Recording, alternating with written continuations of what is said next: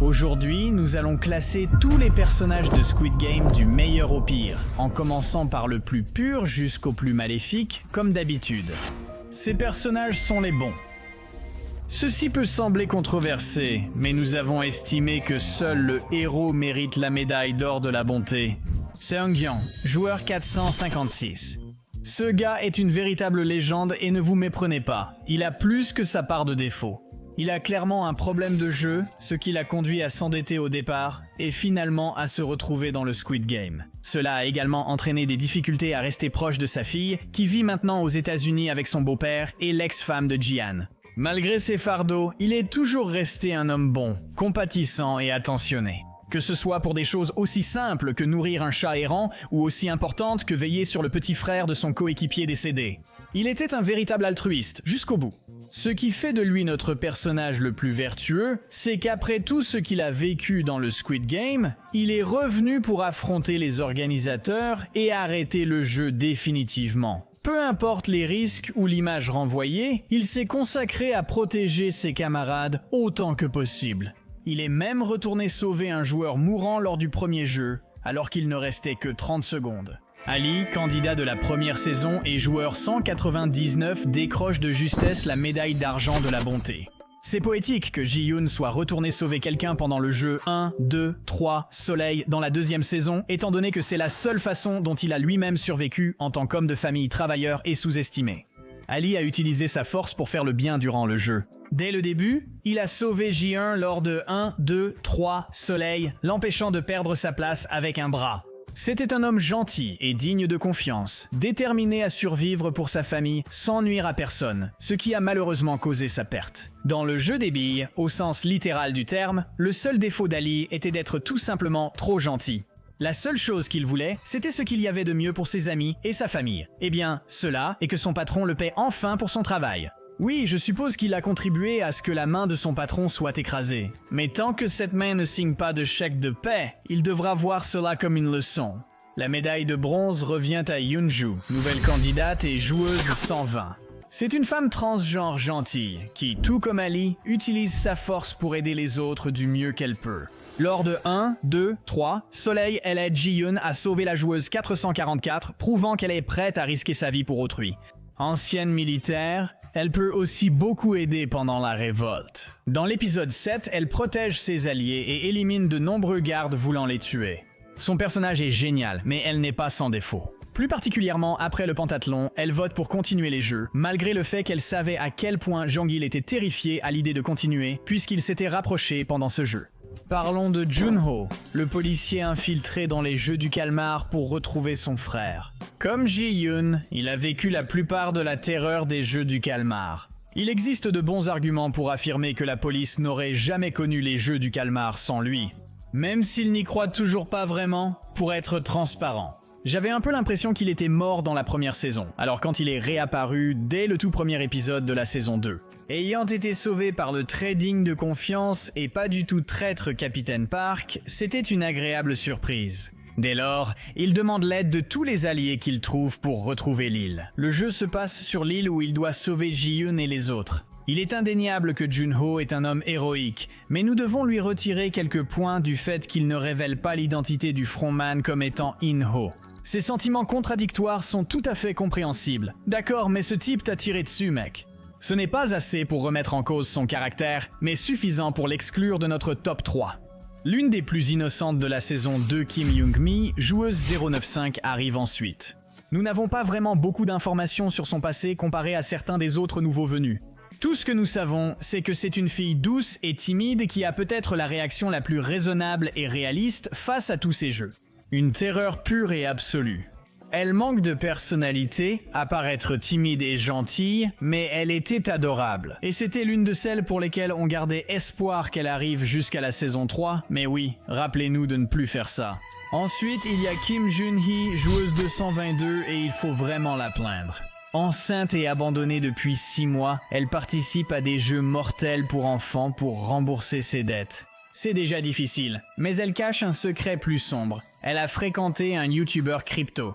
Un type qui a involontairement escroqué son public, ce qui a fait de lui la cible de harcèlement et même de menaces de mort. Rompre avec lui était compréhensible. C'est pourquoi on doit vraiment la féliciter d'avoir continué à veiller sur lui d'une certaine manière tout au long du jeu, allant même jusqu'à le prévenir de se cacher avant l'attaque de minuit. Dans l'épisode 7, Kyung-suk, joueur 246, est brièvement mentionné. Ce gars a l'une des raisons les plus admirables de rejoindre le Squid Game.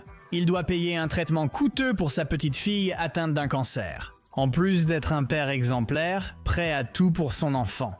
Il respecte et traite gentiment les autres concurrents durant le jeu. C'est grâce à lui que Young-ju et Young-mi ont survécu. Enfin, un seul a survécu. Si seulement nous avions eu un peu de foi en l'humanité de ses gardes. Elle a été anéantie quand ils ont tiré sur cet homme qui suppliait pour sa vie à cause de sa fille. Puisqu'on évoque des morts marquantes, parlons de Ji-young, la joueuse 240 de la première saison. Elle semblait un peu distante au début, n'hésitant pas à se moquer ouvertement des autres joueurs qu'elle n'approuve pas, comme le pasteur. Cela dit, compte tenu de son passé, ce cynisme est tout à fait compréhensible. Elle a vu son père, pasteur, tuer sa mère et implorer le pardon de Dieu. Ce qui a tellement mis Ji-young en colère qu'elle lui a ôté la vie sur le champ, n'ayant nulle part où aller. Après sa sortie de prison, elle est venue au jeu parce que, pourquoi pas, n'est-ce pas? Au final, elle a été la première personne à vraiment amener Sebiok à s'ouvrir sur son traumatisme. Elle a tenu sa promesse de faire gagner Sebiok, quoi qu'il arrive. Cela signifiait perdre exprès aux billes et se sacrifier pour que Sebiok survive. Parlons de la mère de Ji-hoon dans la première saison, raison pour laquelle il a rejoint le Squid Game. Lorsqu'elle a refusé de payer son propre traitement contre le diabète parce qu'elle avait déjà du mal à payer l'appartement pour elle et Ji-hoon, Ji-hoon a pris les choses en main et a décidé de gagner le prix, l'argent. Mais tout cela s'est avéré tragiquement inutile car sa mère est morte pendant la semaine de Ji-hoon au Squid Game. Malgré son attitude froide et autoritaire, elle aimait sincèrement son fils. C'est elle qui l'a encouragé à agir et à trouver un moyen de garder sa fille en Corée pour qu'il ne perde pas sa relation avec elle. Ensuite vient Wemja, joueuse 149. Cette dame a rejoint les jeux pour rembourser les dettes de son fils adulte. Ce qui montre que, s'il y a bien une chose, c'est qu'elle est une mère bien trop dévouée. Bien qu'elle soit terrifiée, elle a montré qu'elle était l'une des personnes les plus décentes des jeux. Elle est devenue une figure maternelle pour Junhee et Yeonju. Elle en vient lentement à accepter l'identité de cette dernière et reste l'une des rares sources de soins et de réconfort pour la première dans l'une des périodes les plus difficiles de toute sa vie. Le pire qu'on puisse lui reprocher, c'est un manque de tact, mais au fond, c'est juste une femme très attentionnée sans filtre. Notre prochaine place revient à Jungbei joueur 390. Vous vous souvenez peut-être de lui comme étant l'ami de Ji-yoon dans les premiers épisodes de la première saison. Mais si vous êtes comme nous, vous aviez sûrement oublié son existence. Mais ne vous inquiétez pas, car il va vous le rappeler en étant l'un des meilleurs joueurs de cette saison. Toujours là pour ses amis, que ce soit pour discuter ou aider. Prêt à attaquer le quartier général des Jeux du Calmar. L'ami qui va te forcer à manger si tu ne manges pas bien. C'est ce qui a rendu sa disparition encore plus dévastatrice. Il s'est avéré que c'est ce gars qui a initié Ji-eun au Paris épique. Honnêtement, il s'est bien racheté à la fin. Dans notre section des bons personnages, nous retrouvons Semi, le joueur 380. C'est une fille relativement normale qui s'allie avec les personnes qu'elle pense lui donneront la meilleure chance de gagner, que ce soit grâce à leur fiabilité ou leur malléabilité. Elle rejoint Thanos et l'ami de Thanos. Allez, comme si tu te souciais de son nom?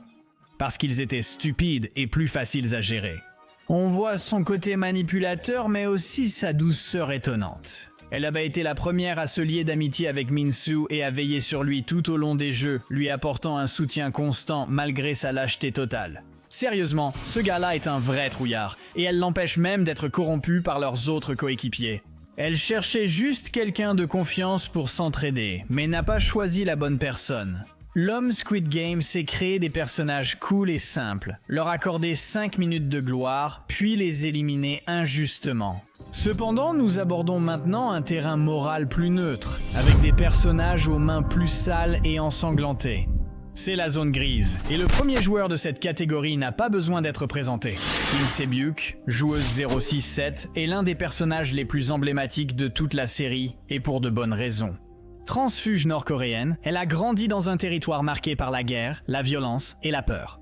Après avoir fui avec son frère, elle s'est efforcée de gagner assez pour obtenir sa garde et faire venir leur mère en Corée du Sud.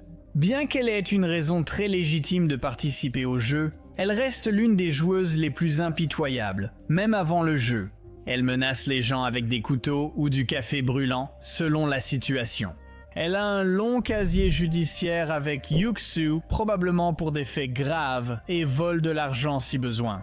Ce qui, comme nous l'avons vu avec Ji-Hoon, peut parfois nuire à d'autres personnes dans des situations financières brutales. Mais rien de ce qu'elle fait n'est jamais par méchanceté. Elle veut seulement survivre et offrir une vie meilleure à sa famille après une vie de guerre et de pauvreté.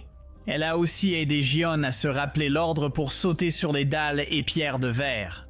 Et celle qui l'a empêché de tuer Sung-woo juste après. Ensuite, il y a Park Young-sik, le joueur numéro 7. Ce gars est le fils de la légende appelé 149, qui a ruiné sa famille par son addiction au jeu, finissant dans le Squid Game. Non seulement les pertes financières étaient suffisamment graves pour qu'il s'y implique, mais elles étaient aussi assez graves pour pousser sa mère âgée à participer également. Ce type est sans doute l'adulte apparemment mûr le plus irresponsable de la saison. Il mérite donc la médaille du pêcheur de Darwin. Il a tout de même de bonnes qualités, comme rester avec sa mère durant la compétition. Même s'il a été séparé d'elle contre son gré lors d'un tour du jeu de rencontre, il aurait dû lutter davantage pour l'éviter. Il a ensuite veillé à la garder à ses côtés et à s'assurer qu'ils restent ensemble par la suite. Et sans parler du fait qu'il a insisté pour qu'elle marche derrière lui pendant le jeu du feu rouge, feu vert. Mais nous devons tout de même lui retirer des points pour avoir voté en faveur de la poursuite des jeux, sachant que cela mettrait sa mère en danger. Sa dette étant plus grave que prévu, on lui accorde un peu de marge, mais pas beaucoup. Pour le prochain jeu, la compétition ultime de maladresse opposera vos adversaires à Min-Soo, joueur 125. Et mec, je croyais en toi, mec. Il avait tout pour être un outsider attachant, malgré son manque de confiance et sa maigreur. Pris sous l'aile de Sami, il a rejoint l'équipe de Thanos, mais s'est finalement fait bousculer. Malheureusement, ce gars s'est avéré être un grand lâche. Je précise que nous ne détestons pas Min-Soo pour ses actes, mais on l'apprécie quand même moins.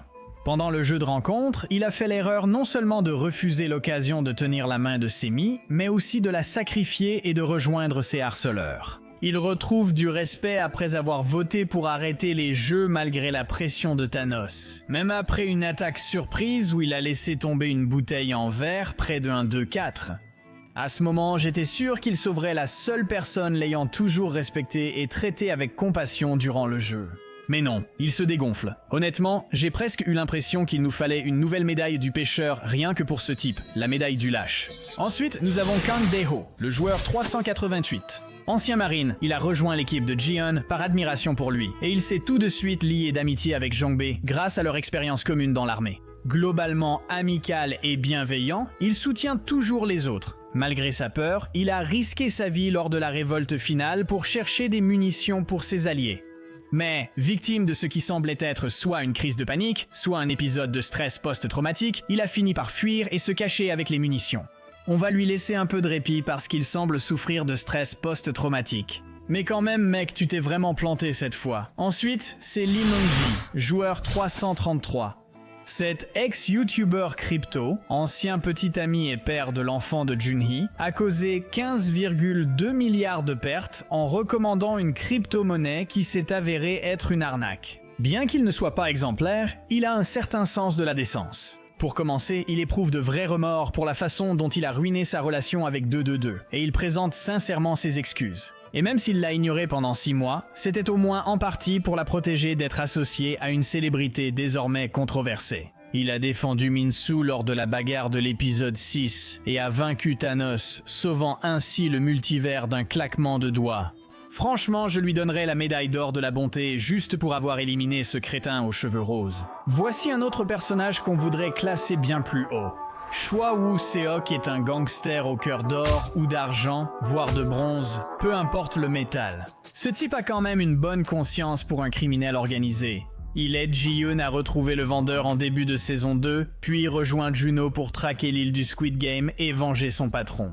Nous voudrions le classer plus haut, mais ignorons sa situation exacte. En dehors de sa recherche de l'emplacement du Squid Game, et sachant que c'est un gangster qui travaille avec des usuriers dangereux, ça nous laisse clairement perplexes. C'est au moins quelqu'un de correct qui tient à ses amis, ce qui l'empêche de sombrer plus. Monsieur Kim finit juste derrière son vieil ami lors du pierre-papier-ciseaux intense. Moins un jeu, le Superman les force lui et son ami à jouer. Monsieur Kim a eu une chance de gagner lorsque son ami a lancé 2 pierres par erreur.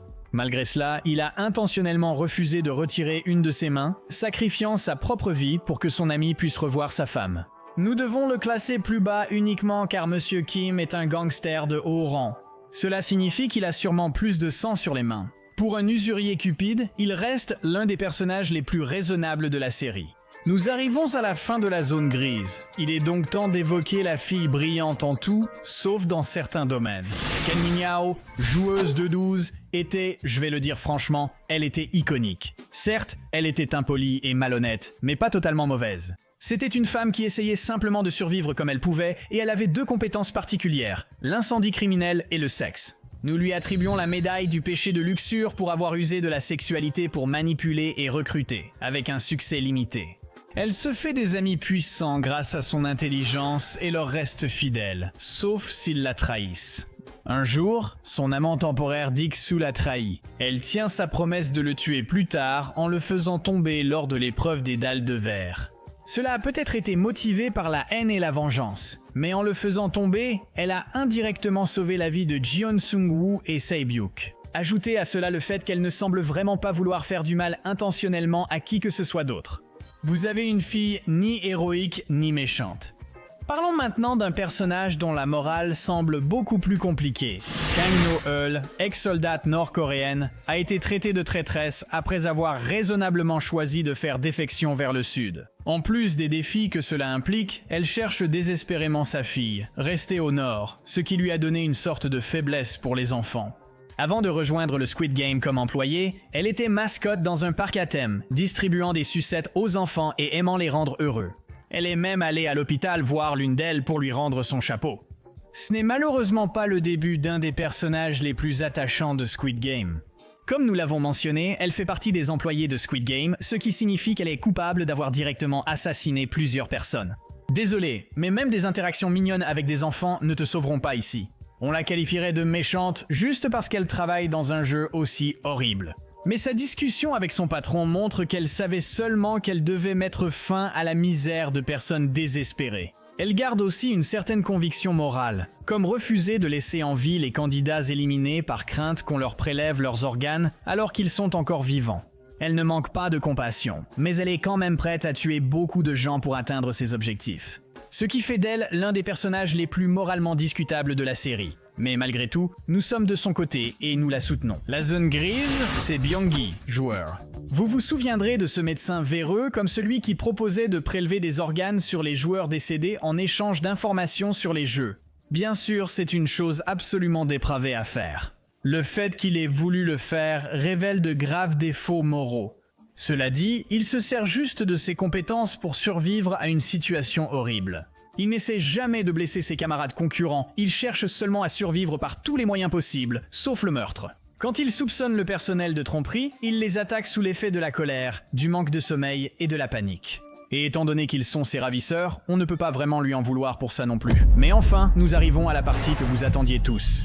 Ces personnages sont les méchants et les mauvais, et j'ai l'impression qu'en plaçant Seong-woo, joueur 218, comme notre méchant le moins maléfique, certains d'entre vous vont être énervés. C'est un personnage complexe, même s'il reste l'antagoniste principal de la première saison. Ami d'enfance de Ji-hoon, il était un diplômé distingué de l'Université nationale de Séoul. Il avait tout pour réussir, mais il a tout perdu en détournant des fonds et ruinant son image. Il a participé au jeu pour protéger sa mère de ses mauvaises décisions. Mais en voulant réparer ses erreurs, Seong-woo en a malheureusement ajouté d'autres. Malgré sa compassion, comme lorsqu'il a aidé Ali financièrement et s'est soucié du joueur 271, après que Deok-soo l'a tué, sa nature impitoyable a déformé sa véritable personnalité. Lors du jeu de billes, il a trompé Ali en lui faisant croire qu'il portait des billes alors qu'il s'agissait de cailloux, causant sa mort. Il s'est ensuite retourné contre le fabricant de verre, alors que c'était grâce à lui qu'ils étaient arrivés au 5e tour. Et, de façon encore plus flagrante, il a assassiné Se-byuk alors qu'elle était déjà en train de se vider de son sang, simplement pour se faciliter la tâche lors de la dernière manche. Mais compte tenu de son désespoir de survivre, nous devons considérer la plupart de ses actions comme des maux nécessaires, plutôt que comme des choses qu'il ferait naturellement. Sauf pour Se-byuk, Seong-woo n'a usé de violence que lorsqu'il le jugeait indispensable.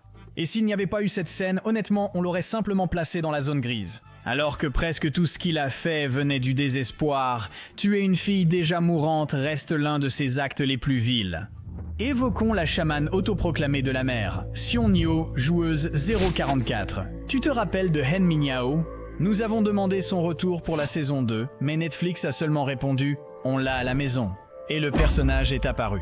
Elle semble être une voyante étrange, devinant immédiatement que Ji-Hun était au Squid Game à cause d'esprits vengeurs, ce qui n'est pas complètement faux. Néanmoins, elle menace aussi régulièrement les gens et se considère clairement comme supérieure à tout le monde. Elle ne quitte quasiment jamais son lit surélevé et a souhaité la mort de ses anciens alliés après leur trahison. Elle n'est pas clairement malveillante, mais si c'est bien une chamane, elle vient de tenter un quadruple homicide, ce qui la place bas dans ce classement. Après, c'est le Capitaine Park. On te faisait confiance.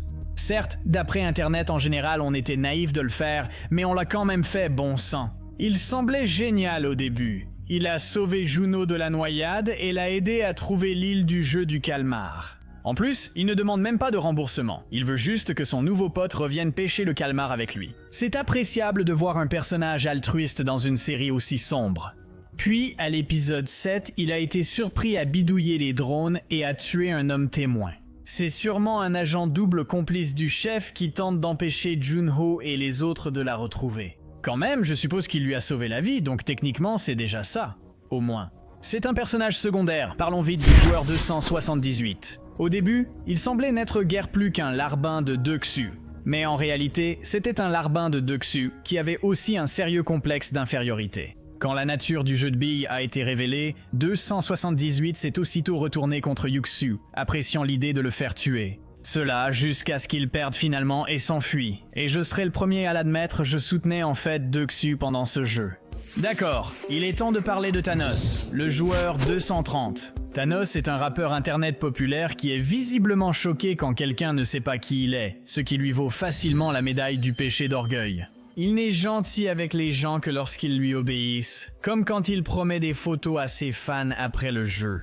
Thanos n'est pas un génie du mal ou quoi que ce soit, mais c'est un impulsif accro avec très peu de morale, ce qui le rend assez dangereux. Il a quand même tué plusieurs personnes devant lui durant le jeu Feu Rouge, Feu Vert, ce qui ne ferait que compliquer le jeu pour lui-même. Il mérite la médaille du pêcheur de Darwin, et quelques points de plus sur l'échelle des psychopathes. Il était aussi l'un des plus virulents à vouloir que les jeux continuent afin de gagner le plus d'argent possible. Et il était toujours plus que prêt à se battre avec quiconque s'opposait à lui, et prêt à sacrifier tous ceux dont il ne pouvait pas se servir.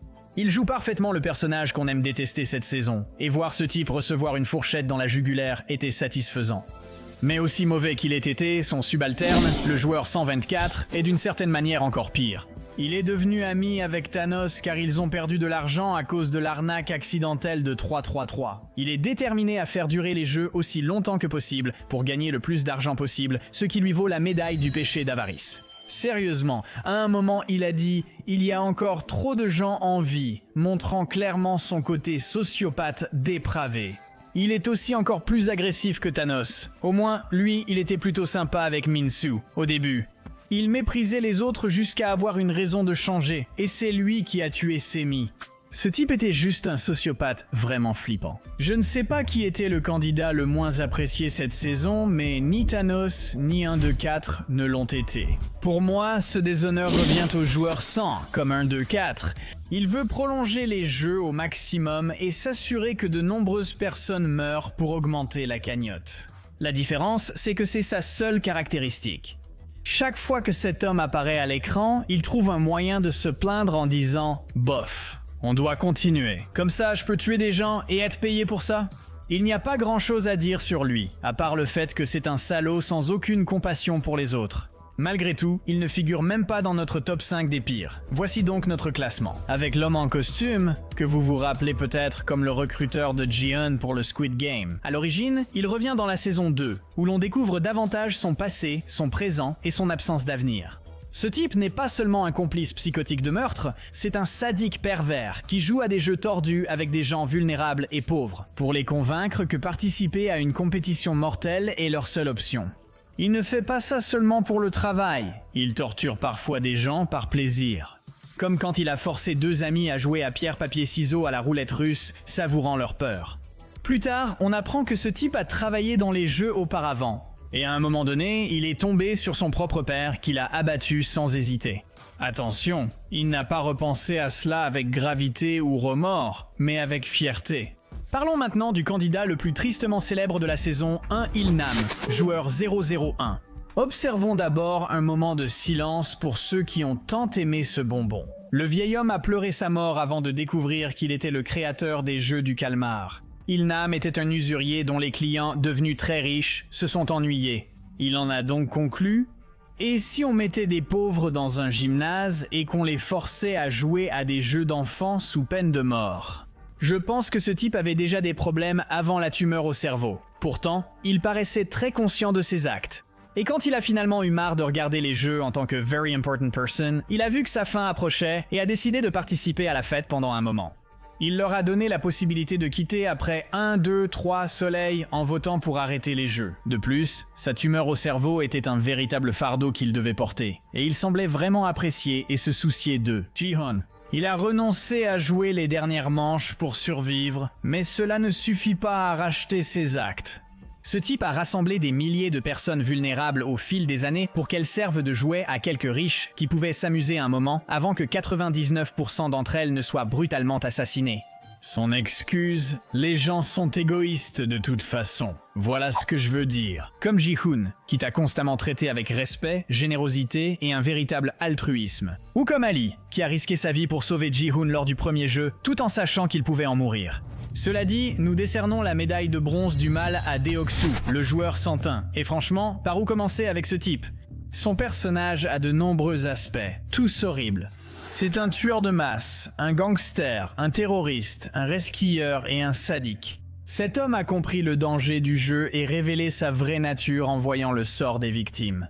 Il a tué 2 7 pour avoir tenté de prendre la nourriture. Dessus a pris plus que ce qui lui était permis et a souri quand il a été déclaré mort, sans parler du fait qu'il a ri du suicide de 69. Son dernier acte fut lâche. Lors du jeu des dalles de verre, il refusa d'avancer avant que d'autres joueurs ne testent le terrain. Contrairement à Seong-woo qui n'usait de violence que si nécessaire, Deok-Su prenait un plaisir sincère à provoquer et à observer la douleur et la misère de ses semblables. Il ne s'alliait aux gens que lorsqu'il lui était utile, mais la médaille d'argent du mal revient au maître de cérémonie. Le placer aussi bas paraît logique mais injuste, car le maître de cérémonie doit être bien plus développé. Avant que nous puissions déterminer s'il est purement maléfique ou simplement brisé, purement maléfique. Écoutez, peu importe son passé, le fait est que c'est lui qui dirige les jeux du calmar et qui s'occupe des very important persons. En plus de tuer sans remords d'innombrables personnes et de le justifier par des raisonnements incroyablement absurdes. Il a aussi tiré sur son propre frère, qui a passé des jours sous couverture à essayer désespérément de le retrouver. Cela vient de quelqu'un ayant vécu les jeux, il savait donc exactement quelles horreurs ils contenaient. Il s'est dit « peut-être que je ne devrais pas aider à poursuivre cela ». Dans la saison 2, il aggrave encore son cas en rejoignant le jeu en tant que joueur numéro 1 et en travaillant aux côtés de Ji-Hoon. Il manipule en évoquant sa femme et son enfant décédés et se met en colère quand les jeux ne lui profitent pas. Il a tenté de convaincre les autres d'abandonner après le deuxième jeu afin de prouver que Ji-Hoon ne pouvait pas les sauver d'eux-mêmes. Le pire, c'est que le frontman avait raison après avoir simulé sa mort comme joueur numéro 1 et repris son rôle habituel. Il a littéralement dit « je te l'avais bien dit » à Ji-Hoon avant de tirer sur son ami juste devant ses yeux. Le frontman est définitivement un méchant, et rien de ce que nous apprendrons sur lui ne le sauvera de cette partie. La mort de sa femme a peut-être provoqué un choc dans son cerveau, il a craqué. Il est également sous-entendu qu'il a rejoint le jeu au départ pour payer le traitement médical de sa femme. Ce qui, si c'est vrai, lui donnerait au moins un semblant d'humanité. Mais par élimination, vous savez où cela mène. Les Very Important Persons sont vraiment les êtres humains les plus dépravés qu'on puisse imaginer. Dès le début, on leur attribuera la médaille du péché de gourmandise, tant leur appétit de plaisir paraît être leur unique motivation. Ils passent leurs journées à parier de l'argent sur les participants au jeu, misant sur eux comme des parieurs misent sur des chevaux, sans accorder la moindre valeur à leur humanité. L'un d'eux s'est énervé contre le joueur 69 parce qu'il s'est pendu, non pas parce qu'il était triste, mais simplement parce qu'il avait misé tellement d'argent sur lui. De plus, rien ne leur suffit jamais. Ce sont des adultes qui pleurent comme des bébés pour du sang. Que ce soit regarder des gens être rassemblés comme du bétail et tués, traiter leurs subordonnés comme de la merde, carrément harceler sexuellement leur personnel, etc. Ces types sont tous des créatures dépravées, qu'on hésiterait franchement à qualifier même d'humains. Ils sont tellement détachés de l'humanité qu'ils ont perdu toute forme de compassion et de décence élémentaire qu'ils ont pu avoir un jour. Ce qui leur vaut sans aucun doute la médaille d'or du mal la plus facile que nous ayons jamais décernée. Pas qu'ils aient besoin de plus d'or. Feu rouge, feu vert, le pont de verre, la roulette russe. Aujourd'hui, nous classons les destins des personnages de Squid Game du pire au plus atroce. Petite précision, Squid Game est une série violente. Nous tiendrons compte de l'atrocité de ses destins et du mérite réel du personnage. Nous allons donc commencer par les personnages qui méritaient bien pire que ce qu'ils ont eu. Ceux-là s'en sont sortis trop facilement. Même si cela peut sembler un peu prématuré, nous devons pointer du doigt certains des survivants les moins méritants du jeu de la saison 2 jusqu'à présent. Commençons par le joueur Sen, Im Jong-dae, pour essayer d'être au moins un peu compréhensif envers lui. Ce gars a la plus grosse dette vue dans l'émission, soit 10 milliards de dollars à différents créanciers. Quelle qu'en soit la raison, c'est l'un des joueurs les plus insensibles de la série, dévalorisant la vie humaine en exigeant que les jeux continuent jusqu'à assez de morts. Pour qu'il puisse rembourser ses dettes, cet homme est une ordure humaine. Et quelle est sa punition? Eh bien rien, absolument rien. Malgré le fait qu'il manipule constamment les autres concurrents, les bouscule et exprime ouvertement le souhait que le plus grand nombre d'entre eux meurent, il n'a même pas eu la moindre conséquence pour ses actes jusqu'à présent. Espérons que la saison 3 corrigera cela, mais jusqu'ici, il s'en est trop bien sorti. Ensuite vient le complice de Thanos, joueur 124, Namgyu. Namgyu, plus cruel et sain d'esprit que Thanos, lui sert en quelque sorte de complice. Durant la saison, il partageait aussi le souhait du 100e que les jeux continuent, même si cela mettait des vies en danger. Il n'est pas vraiment puni, car il a survécu en ne rejoignant pas la révolte de Ji-hoon contre le personnel dans l'épisode 7. La seule raison pour laquelle Namgyu est placé en avant-dernière position plutôt qu'en dernière, c'est le fait qu'il a dû faire face à la mort de son ami délivré récent. Comme il n'a pas perdu de temps à récupérer la drogue dans son collier, on pense qu'il s'en sort très bien. Quel sale type! Notre prochain choix n'est pas un candidat, mais il fallait citer le Very Important Person masqué en panthère. J'ai mentionné que les Very Important Person étaient les personnages les plus horriblement gênants de la série. Et ce type était le pire de tous. Il a rabaissé les candidats, s'est réjoui de leur souffrance et a agressé sexuellement des employés durant l'émission. Cela lui a valu une bonne prise. Je ne doute pas que ce fut très douloureux. Mais puisqu'il prend son pied en voyant les autres traverser des épreuves et des tribulations bien pires, je pense qu'il lui reste encore quelques milliers de coups à recevoir avant d'avoir ne serait-ce qu'un semblant de justice. Pour compléter cette catégorie nettement plus courte, il y a le vieux monsieur apparemment attachant, le joueur Eun-ho Il-nam. Si l'épisode 9 de la première saison n'existait tout simplement pas, la mort de ce type aurait facilement été la plus triste de la saison, du moins selon nous. Mais ce vieil homme apparemment innocent était en réalité un monstre ayant envoyé des milliers de personnes vulnérables à la mort. Tout ça parce qu'il s'ennuyait. Même Saul Goodman ne trouverait pas d'argument pour justifier la gymnastique mentale de ce type. Malgré tout le mal causé, Oh Il-nam a pu vivre ses derniers jours. Comme il le souhaitait, il jouait avec d'autres pour se rappeler l'enfant innocent qu'il était. Je ne dis pas que mourir lentement d'une tumeur au cerveau n'est pas une façon horrible de partir. Et si ça avait été n'importe qui d'autre que lui, on l'aurait mis bien plus bas dans la liste. Mais compte tenu de tout le mal qu'il a fait et du luxe dans lequel il a passé ses dernières semaines de vie, on peut dire qu'il s'en est quand même tiré plutôt facilement. Mais c'est comme ça.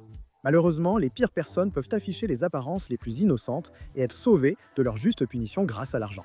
Ces personnages ont dû vivre avec les conséquences de leurs actes, sans autant de choix. Nous appellerons cette catégorie les personnages vivants mais traumatisés. En premier, nous avons le joueur 125, Min-soo. Même s'il n'est ni méchant ni antagoniste, Min-soo est clairement le personnage le plus détesté cette saison. Honnêtement, même sans le détester, je comprends que cette haine soit justifiée. Il a trahi Semi, sa seule amie dans les jeux, 2 fois, la seconde causant sa mort par inaction. Avec sympathie, on peut dire qu'il a au moins essayé de distraire. Un 24 en laissant tomber une bouteille près de lui, mais sans aller jusqu'au bout pour protéger Semi ou même l'aider à le repousser. Je ne crois pas que Min-soo soit mauvais, mais c'est un lâche égocentrique qui devra vivre avec sa culpabilité à jamais. Ce gars a 27 ans, je le pensais plus jeune à cause de son apparence et son comportement, mais en fait, c'est juste un froussard. Mais ce n'est pas lui qui est irrécupérable, ce qu'on gardera à l'esprit d'un lâche à un autre. Ensuite, nous avons Kang Dae-ol, le joueur 300-428. Cet ancien marine semblait être l'un des atouts majeurs pour la révolte de Gi-hun dans l'épisode 7. Malgré sa peur, il a essayé de se battre avec ses amis, mais a finalement fui sans rendre les chargeurs à ses alliés. Pour être compatissant envers Dae-ho, il est clair qu'il subit une sorte de crise de panique, et peut-être même un trouble de stress post-traumatique, ce qui entraverait ses capacités de jugement. Si Min-soo se sent coupable de n'avoir pu sauver Semi, j'imagine encore moins l'effet sur Dae-ho, avec son expérience militaire, d'avoir indirectement causé plusieurs morts. Pour aborder l'éléphant dans la pièce, de nombreux fans pensent que 388 ment sur son engagement militaire ou exagère ses actions. Nous ne pouvons pas considérer cela comme un fait, puisque vous savez, ce n'est pas encore confirmé, mais cela mérite certainement d'être pris en compte. Pour notre prochain personnage, parlons du détective Hwang Jun-ho, illustrant l'une des ironies les plus cruelles de la télévision. Jun-ho a passé toute la première saison à chercher son frère après sa disparition pendant des années, pour découvrir, après avoir enduré une terreur constante, de la violence et des choses carrément révoltantes, que son frère était celui qui dirigeait les jeux tordus qu'il avait découverts. Le pire, c'est qu'après avoir été abattu par son frère, Jun-ho essaierait encore de retrouver les jeux, sachant parfaitement que son propre frère était à la tête de tout ça, mais sans savoir qu'il était de mèche avec un traître qui sabotait activement sa recherche de l'île. Espérons que Jun-ho réussisse et obtienne enfin le respect mérité. Pour l'instant, il doit affronter l'une des courses les plus difficiles. Enfin, parmi les survivants, le joueur 456, Seung Gi-hoon, est le prochain. Vraiment. Vous pouvez considérer ceci comme l'entrée générale pour à peu près tous ceux qui ont vécu le jeu du calmar et ont survécu pour raconter leur histoire, ce qui n'est pas exactement beaucoup de monde. Mais franchement, qu'est-ce qui est pire que de voir mourir 455 personnes, dont plusieurs étaient vos amis proches, et vivre avec la culpabilité de rentrer et trouver sa mère malade morte chez soi, vous voyez? Quelle était la principale raison de votre participation au jeu? Oui, celle-là. Sans mentionner le retour au jeu pour tenter de les arrêter. Au final, perdre votre meilleur ami dans le processus et être forcé de le regarder mourir devant vous. Il a connu plus de pertes en 2 périodes d'une semaine que la plupart des gens n'en connaîtront durant toute leur vie, et il est sûr de dire que Gi-hoon ne sera plus jamais la même personne qu'il était autrefois, un fait sur lequel le meilleur ami mentionné précédemment, et même allé jusqu'à commenter directement. Le seul point positif de son destin était l'argent qu'il a gagné, qu'il a utilisé jusqu'à présent pour de nombreuses bonnes causes. Après tout ce temps, il n'a toujours pas revu sa fille, autre raison de sa participation au jeu. Ji-un survit, mais il n'est pas heureux. Espérons que la saison 3 changera cela pour lui. Mais il est maintenant temps de passer au plat principal de la vidéo. Avec tant de morts à évoquer, nous allons commencer par les morts instantanées. Cette catégorie concerne le joueur 324 de la saison 1. Vous vous souviendrez sûrement de Seth, éliminé en premier, car il ne prenait pas le jeu au sérieux, selon lui. Il n'avait aucune raison de prendre un jeu de cours de récréation au sérieux, d'où son classement bas. Vous savez, parfois, quand on reçoit une piqûre chez le médecin, ça fait moins mal quand on ne sait pas que l'aiguille arrive. C'est ce que cette mort semble être. 324 n'avait aucune idée du danger dans lequel il se trouvait. Et en mourant, il pensait simplement qu'il jouait à un jeu idiot, pour découvrir que ce jeu n'avait rien d'idiot. Ensuite, nous avons la joueuse 396, Kang Mina, de la saison 2, comme 84. Elle ne croyait pas vraiment que les jeux représentaient un véritable danger pour elle, ou pour qui que ce soit d'autre, même si Gi-un les avait prévenus de la véritable nature du jeu. Elle, comme la plupart des autres, a refusé de le croire, mais n'étais-je pas Gi-hun? Elle l'a découvert quand Thanos lui a dit qu'une abeille était sur elle, ce qui l'a paniqué et éliminé la première de la saison 2. La mort de Mina, bien que soudaine comme celle de 324, était plus douloureuse car elle aurait pu survivre sans l'abeille. Je pense que c'est le vrai cerveau des jeux, mais je m'égare. Parlons de la dernière mort, clairement instantanée. Le vendeur tout d'abord, bon débarras. Ce type-là, non seulement il travaillait comme membre du personnel des Squid Games, mais il était fier de sa propre nature, sans cœur, jouant souvent à des jeux avec quiconque tombait entre ses mains. Cela finissait par leur mort.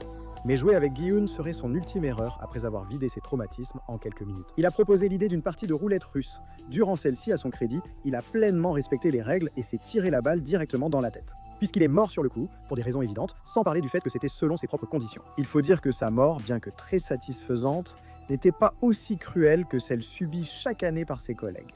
Voici où tout devient brutal.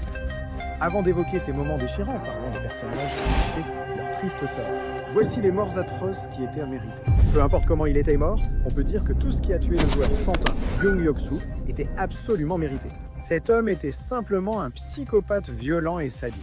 Il a fait sa dernière erreur en refusant d'avancer dans le jeu des dalles de verre, demandant à Han Min-hyo de passer devant lui. Elle n'a jamais dit qu'elle n'emmènerait pas Jok-soo en tombant avec le couple. Cette mort n'est pas plus bas dans le classement uniquement parce qu'elle fait partie des rares non sanglantes, bien qu'elle soit très satisfaisante pour au moins l'une des parties. À ce stade, nous ne voyons pas l'impact réel de la chute, mais nous avons au moins vu l'impact émotionnel de l'insulte de Min-hyo sur la petite bourse. C'est mieux que rien. Ensuite, un personnage nous a fait hésiter pour cette catégorie. Cho Seong-woo, joueur 218, est sans doute le principal méchant et personnage le plus clivant de la saison 1. Seong-woo a été responsable du plus grand nombre de morts parmi les personnages principaux de la distribution.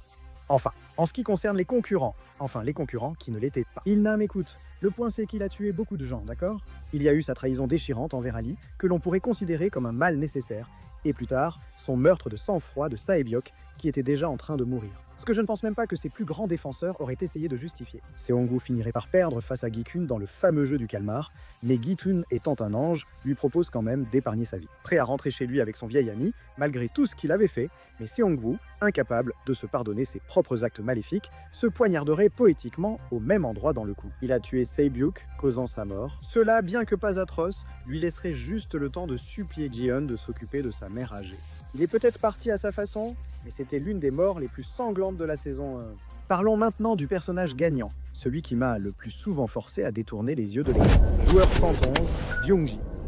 C'était le célèbre docteur de la première saison qui aidait le personnel à prélever des organes sur les joueurs mourants en échange d'informations sur les prochains jeux. C'est déjà une chose incroyablement dépravée à faire. Cela a accru le stress du 111, la culpabilité et le manque de sommeil après une procédure difficile. Les gardes disaient ignorer le prochain jeu, ce qui poussait un 11 à menacer de les tuer. S'ils ne trouvaient pas l'information qu'ils voulaient, ce qui finalement ne mènerait à rien, enfin pas à rien, cela mènerait à ce que Byung-ji se fasse abattre par un des gars en rose et soit pendu comme une guirlande de Noël. Je ne suis pas certain que c'était ce qu'il voulait. Il faut aussi citer l'inoubliable acolyte de Deok-su et le joueur 278, préféré de tous. Vous vous rappelez peut-être de lui comme celui qui n'était pas le larbin de Deok-su et l'a trahi au jeu des billes. Ce type était ravi à l'idée de tuer son allié, donc Deok-su a gagné. 278 a décidé de faire un dernier coup de traître en s'enfuyant comme un lâche, éliminant ainsi toute once de dignité qui lui restait à ce moment-là. Si cela peut apaiser, 278 n'était rien. Et pour la dernière mort méritée, on n'oublie pas le joueur légendaire. 230, Thanos, qu'on l'aime ou qu'on le déteste, il est indéniable que Thanos était un narcissique psychopathe absolu. Il ressemble à ce que serait 324, sadique et charismatique, capable d'aller loin dans la compétition. Il a commis une erreur fatale en harcelant Min-soo dans les toilettes pour son vote contre les jeux. Cela a déclenché une bagarre entre lui et 333. Thanos était sur le point d'étouffer son ennemi juré, le youtubeur Crypto. Il a connu une mort lente et douloureuse lorsqu'une fourchette cuillère lui a transpercé la gorge, le laissant en vie assez longtemps pour répandre une mare de sang sur son meurtrier et même ramper après lui dans une vaine tentative de vengeance. Finalement, être réduit en poussière d'un coup, ce n'est pas si terrible, non? Profite de la satisfaction de cette dernière mort. Cette catégorie regroupe les personnages morts de façon aussi brutale qu'injustifiée, des morts atroces. Pour commencer cette catégorie, il y a la joueuse 212, Han Min-young. Techniquement, la mort de 212 a déjà été abordée puisqu'elle est morte de la même manière que Deok-su. La différence, c'est que Min-yeo, au lieu de partir en pleurant, a eu le courage de s'accrocher à son ex et de servir d'encre. Cela l'a plongé en enfer, ou du moins au sol. Une chute de cette hauteur l'aurait sûrement tué immédiatement, selon ses propres conditions. À ce moment-là, Han Min-yeo ne méritait pas de mourir. Certes grossière, rancunière et manipulatrice, elle n'était pas mauvaise. Ici, elle a donné sa vie pour éliminer la personne la plus répugnante du concours. Je ne dis pas que Han Min-yeo est une pure victime de circonstances tragiques, mais je dis qu'il y a une raison pour laquelle elle a mérité cette page sur le wiki des héros. Vas-y ma fille, à propos de morts tragiques survenues selon la volonté des victimes. Voici le joueur 240, Ha-young, qui n'a presque pas besoin d'introduction. La mort de 240 fut l'une des plus marquantes et tragiques de la série. La première amie de Sae-byuk décide déchirée de perdre volontairement au jeu de billes pour sauver son ami. Dans les propres mots de Ji-young, alors que Sae-byuk avait une raison valable de sortir vivante des jeux, Ji-young elle-même n'avait personne. Sa mère a été assassinée par son père, qui a ensuite été tué, ce qui est compréhensible, par sa propre fille. Désormais complice de centaines de meurtres, elle restait marquée à jamais par ce traumatisme. Finalement, elle s'est ouverte à quelqu'un sans peur d'être jugée. Elle a évoqué ses espoirs et rêves, puis l'a remercié d'être resté avec elle durant ces dernières heures. On pourrait parler de mort instantanée, mais celle-ci est trop triste pour être passée sous silence. C'est sûrement la mort la moins sanglante que vous verrez. Mais il faut parler de la mère de Gi-hoon, Oh-mal. Sa mort a été évoquée plus tôt, car le diabète a beaucoup influencé la décision de Ji-yeon de revenir au Squid Game. Mais après tout son dur labeur, Ji-hoon est revenu pour trouver sa pauvre mère décédée dans la maison qu'il partageait. Honnêtement, cela montre qu'une mort peut être brutale sans être sanglante. Réfléchissez-y, Ji-hoon a beaucoup peiné pour trouver l'argent nécessaire au traitement de sa mère. Tout cela pour que ses traumatismes et sa douleur paraissent inutiles, car sa mère n'a même pas survécu à la semaine. De plus, son diabète était si grave que les médecins pensaient sérieusement à amputer son pied. Nous doutons donc qu'il s'agisse d'une mort rapide et indolore. Ensuite, le joueur 388 Junpei et le plus récemment décédé. Ce gaz est passé d'un personnage oubliable en saison 1 à l'un des meilleurs en saison 2. Regardez où cela l'a mené. Il a traversé toutes les épreuves et tribulations du jeu du calmar, même si, il faut l'admettre, pas sans l'aide précieuse d'un allié expérimenté. Et il s'est finalement fait abattre juste au moment où il s'apprêtait à prendre d'assaut le quartier général comme un dur à cuire avec son pote. La mort de Jungbei a été rapide, abattu à bout portant en plein cœur. Son regard désespéré rend la scène aussi déchirante et tragique. Les cris de détresse de Gi-Hun rendent la scène encore plus difficile à supporter. Même personnage très secondaire, mentionnons tout de même le joueur 246 Gyung-Seok. Il a rejoint le jeu pour une raison admirable, financer les traitements contre le cancer rare du sang de sa fille. Bien que secrètement protégé par Kung No-Yur, qui appréciait sa fille, cela ne l'a pas sauvé de son destin. Il devait être abattu de sang-froid par un garde indifférent, sans égard pour lui ni sa fille. L'amour pousse les gens à prendre des risques, et dans ce cas, l'amour de Young-Seok pour sa petite fille lui a coûté la vie. Et plus tragiquement encore, cela a coûté à cette petite fille son père. Je suis ému, mais garde tes mouchoirs. Le joueur 199 Abdulali arrive. Squid Game regorge de trahison, mais celle-ci a été de loin la plus dure à encaisser. Ali privilégiait ses proches avant tout et n'a participé au jeu que pour eux, pour subvenir aux besoins de sa femme et son fils, vu leur lien. À ce stade, il avait toutes les raisons de croire que Seong-woo était sincère dans son désir de s'assurer qu'ils s'en sortent tous les deux vivants. Victime d'une ruse, il a perdu la vie. L'expression de trahison et d'acceptation résignée sur le visage d'Ali est absolument déchirante, tout comme la brutalité de la série Squid Game. Ils ont au moins eu la gentillesse de nous épargner cette scène, ne nous montrant que la culpabilité refoulée dont souffrait Seong-woo à cause de sa trahison. Cette mort compense son manque de brutalité par une profonde tristesse. D'autant plus que sa femme et son enfant ignoreront sûrement ce qui lui est arrivé. Il reste 6 morts à évoquer, preuve que la saison 2 n'était pas totalement fondée sur des faits réels. Voici la joueuse 95 Youngmi, amie proche de Yoonju, qu'il appelait Uni Youngmi. Elle était réputée pour sa gentillesse, qui, comme toute personne raisonnable, voulait juste sortir d'ici au plus vite. Youngmi, bien plus anxieuse que la plupart, a rendu sa mort encore plus douloureuse. Elle était si proche de survivre jusqu'à ce que 333 prenne sa place dans la pièce après qu'elle ait été accidentellement séparée du groupe, menant à l'une des morts les plus déchirantes de la saison. Ses supplications ont été réduites au silence par un coup de feu qui a éteint la vie dans ses yeux. Oui, et nous n'étions même pas dans le top 5. Maintenant, nous y sommes. Évoquons la première victime de la saison, Monsieur Kim. Même en dehors de l'arène principale du jeu du calmar, certains hauts placés ne peuvent pas s'empêcher de jouer à des jeux mortels avec des victimes malchanceuses. L'homme en costume surprend Monsieur Kim et Woo-Seok, les attrape et les force à jouer à pierre, feuille, ciseaux. -1, le perdant doit jouer à la roulette russe. Squid Game est une série très violente, pleine de meurtres et parfois de tortures. Vous voyez donc à quel point c'est sérieux quand je dis cela. C'était la représentation la plus absolument vicieuse de la peur pure et sans filtre de toute la série jusqu'à présent. Les deux sont attachés à des chaises, bâillonnés, hurlant, transpirant, pleurant. Et quand l'homme en costume se lasse, il décide d'inverser les chances en plaçant 5 balles dans les 6 chambres au lieu d'une seule. Tout a culminé avec un Mr. Kim terrifié, se sacrifiant pour sauver Woo-Seok, provoquant une mort effrayante. Pour débuter la saison juste hors du top 3, voici le joueur 444. Vous l'avez oublié? Ceci devrait vous rappeler qui il est. Vous vous souvenez de cette scène incroyable dans Feu Rouge Feu Vert, où Gi-Hun et Yoonju sont allés secourir un joueur qui avait été blessé à la jambe. Il ne restait que 30 secondes au chrono. Voilà, c'était bien 444. J'insiste sur le CT. Cette série adore vraiment vous donner de l'espoir, juste pour tout briser aussitôt. Après avoir franchi la ligne d'arrivée de justesse pour sauver leur allié, Gi-Hun et Yoonju ont fêté cela. 444 s'est quand même fait tirer dessus pour le crime d'être un perdant. Le dégoût du personnel pour la triche dépasse sûrement leur décence, non? La médaille de bronze de la brutalité revient à une mort à la fois sanglante et dévastatrice. La joueuse 380 Semi est un personnage ayant privilégié la qualité plutôt que le temps à l'écran. C'est vrai qu'elle a eu peu d'attention, mais chaque moment à l'écran, elle était géniale. Prendre Min-Soo sous son aile car elle lui faisait confiance était déjà super. Et ils restaient amis même après que Min-Soo l'ait laissé lors du jeu de socialisation. Elle voulait lui donner une seconde chance, mais Min-Soo allait gâcher cela après son vote pour arrêter les jeux. Voyant Semi dans un combat à mort avec 1,24, il a désespérément essayé d'intervenir en laissant tomber une bouteille en verre sur son agresseur. Et quand cela n'a pas marché, j'ai fait tout mon possible. Il a tout simplement abandonné. Sa peur était compréhensible, mais le voir fermer les yeux pendant que son unique ami se faisait violemment poignarder était aussi révoltant que déchirant. Et comme si cela ne suffisait pas, on a un gros plan sur son cadavre. Franchement, je devrais choisir mes personnages préférés avec plus d'attention. c'est une leçon pour nous tous. Merci à notre médaillé d'argent de la brutalité, la joueuse 67, Kung Sae-byuk. Même sans considérer que Sae-byuk a eu l'une des vies les plus dures avant le jeu, étant une transfuge de Corée du Nord qui essayait simplement de réunir sa famille dans le sud. Sa mort fut une tragédie, même par rapport à ses camarades. Après une saison de douleur, de traumatisme, de chagrin et d'efforts acharnés, Sae-byuk a atteint l'avant-dernier tour.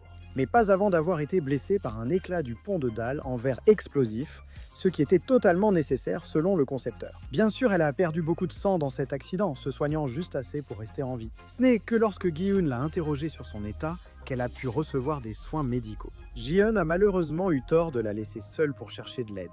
À ce moment, Seong-woo a profité pour tuer une fille déjà mourante. Sae-byuk connaît tous les aspects des morts les plus tragiques et était désespérée de subvenir aux besoins de ses proches. Elle est devenue une personne plus compatissante grâce à son expérience dans les jeux.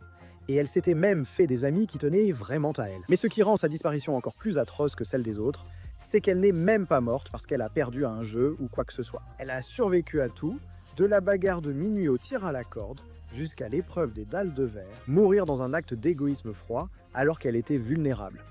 Difficile d'imaginer une fin plus déchirante à son histoire. Et franchement, il n'y a pas une seule mort que l'on pourrait dire supérieure à la sienne.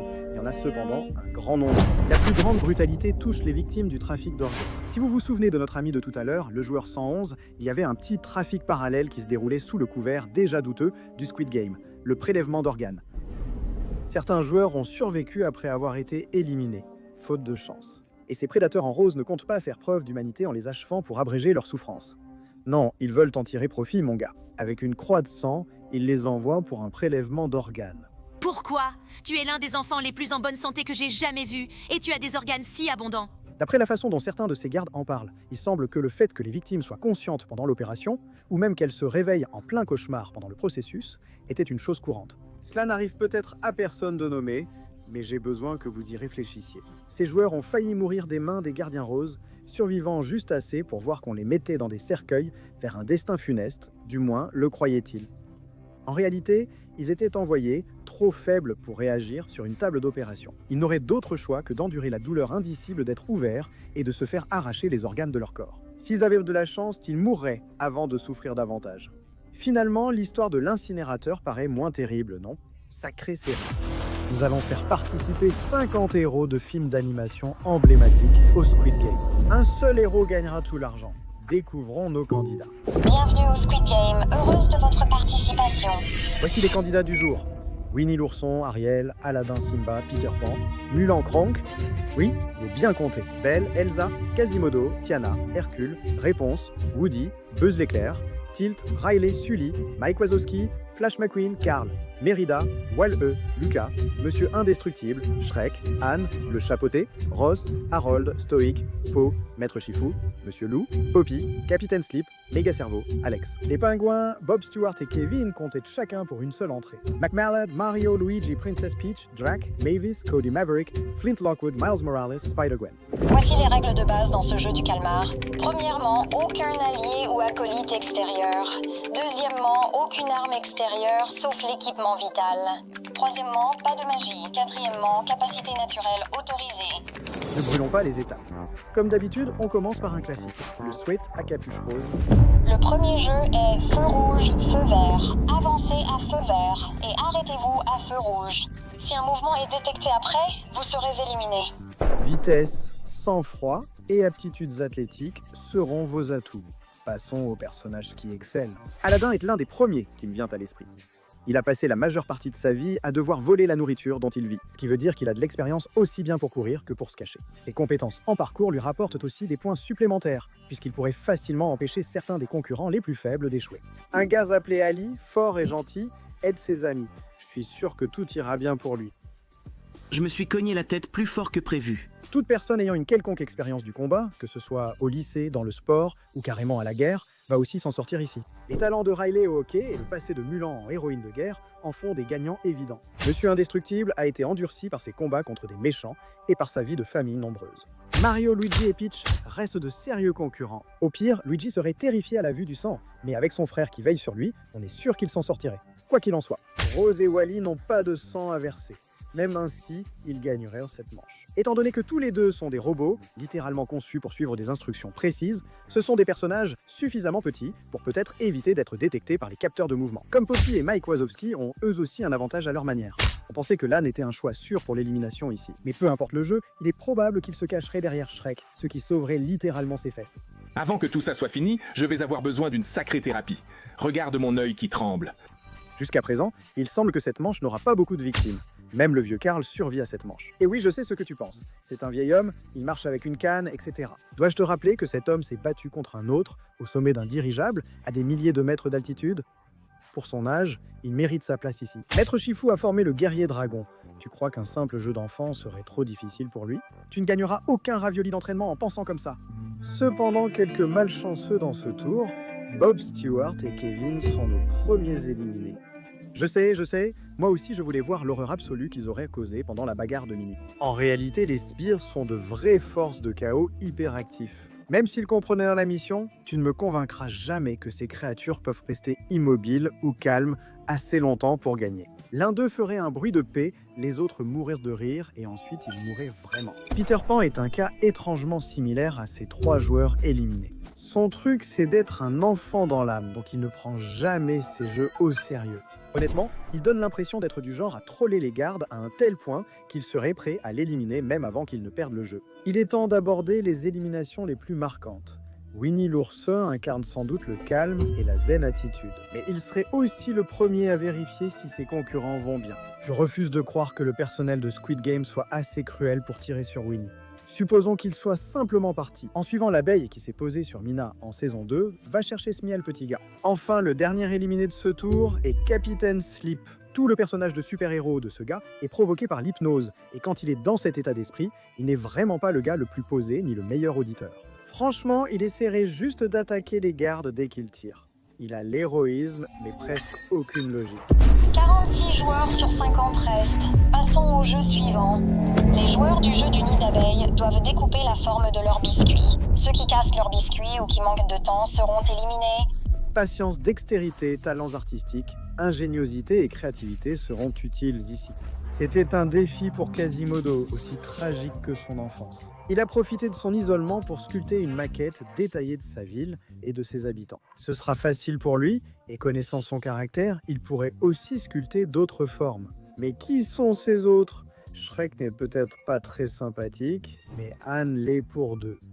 Dès qu'il verrait comme Quasi s'en sort, il demanderait vite de l'aide, puisque Anne n'a pas de main. Et Shrek en a des plutôt grandes. Je pense que ça s'est plutôt bien passé. Ils sont en sécurité pour l'instant, comme Mac Mallard, qui pourrait devenir un champion improbable cette fois, mais Quasi serait de toute façon prêt à aider ses nouveaux amis animaux. Bien sûr, certains animaux, comme le chat botté, n'ont pas vraiment besoin d'aide. Qui a de l'habileté avec l'épée, et avec ses propres griffes, dont l'une qu'il serait en fait autorisé à utiliser ici. Maintenant, les personnages ayant une expertise technologique ont probablement aussi de bonnes chances de passer cette épreuve. Megamind, Flint, Lockwood et Monsieur Loup ont gagné cette manche. Les pingouins méritent aussi d'être cités, car ils bénéficient de l'analyse de Kowalski et de l'appétit de Rico. Encore une fois, il faut accorder des points à Rose et Wally. Rose peut utiliser son laser pour créer des œuvres d'art détaillées, tandis que Wally utilise le sien pour découper les déchets en petits morceaux. On peut considérer cela comme des armes, mais rappelez-vous que ces deux sont des robots. Le laser fait partie de leur corps, donc pas de disqualification. Enfin, même si une force incontrôlée peut être une faiblesse, cela ne veut pas dire que ça doit l'être. Kronk est la définition même d'un gentil géant. Ajoutez à cela son amour pour la cuisine. Tout va donc s'assembler pour qu'il remporte ce tour. Et on peut dire qu'Hercule va probablement réussir ce tour aussi. Bien qu'il ait eu du mal à maîtriser sa force au début, il l'a surmonté grâce à l'entraînement de Phil, ce qui mérite d'être souligné. Nous avons beaucoup de joueurs talentueux pour ce tour, c'est certain, mais aussi quelques-uns qui n'ont vraiment pas de chance. Ariel est le premier perdant de ce tour. Joueur éliminé. Soyons honnêtes, Ariel était la moins expérimentée sur Terre parmi tous les personnages ici. N'ayant pas su utiliser une fourchette durant son enfance, ses chances de réussir une telle épreuve semblent faibles. Flick fait aussi ses adieux ici. Joueuse éliminée. Maintenant, pour cette petite fourmi ouvrière, il y a 2 stratégies qu'il pourrait utiliser. Il pourrait essayer de découper la forme dans le biscuit, ce qui, vous savez, étant littéralement une fourmi, ne va probablement pas très bien marcher pour lui. Ou alors, il y a le plan B, qui serait de manger autour de la forme. Malheureusement, même pour une fourmi animée, ça fait beaucoup de nourriture à engloutir aussi rapidement pour lui. Je ne dis pas que les petits animaux qui parlent ne peuvent pas passer ce tour, mais bon, Flick est littéralement un insecte. Je pense que c'est un peu différent d'une légende Pixar à une autre. Nous devons dire au revoir à Sully dans ce tour. Joueur éliminé.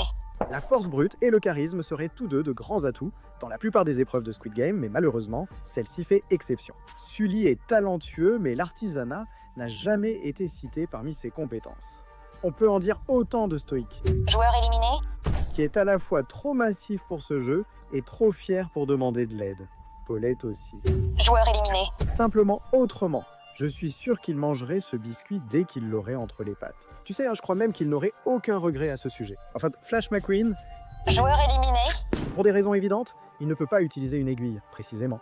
Quelle phrase pour conclure ce tour sur 40 joueurs restent. Il est temps pour notre prochain jeu, le pentathlon à 6 pattes. Règle, les joueurs, en groupe de 5, attachent leurs jambes et avancent ensemble autour d'une piste tous les 10 mètres.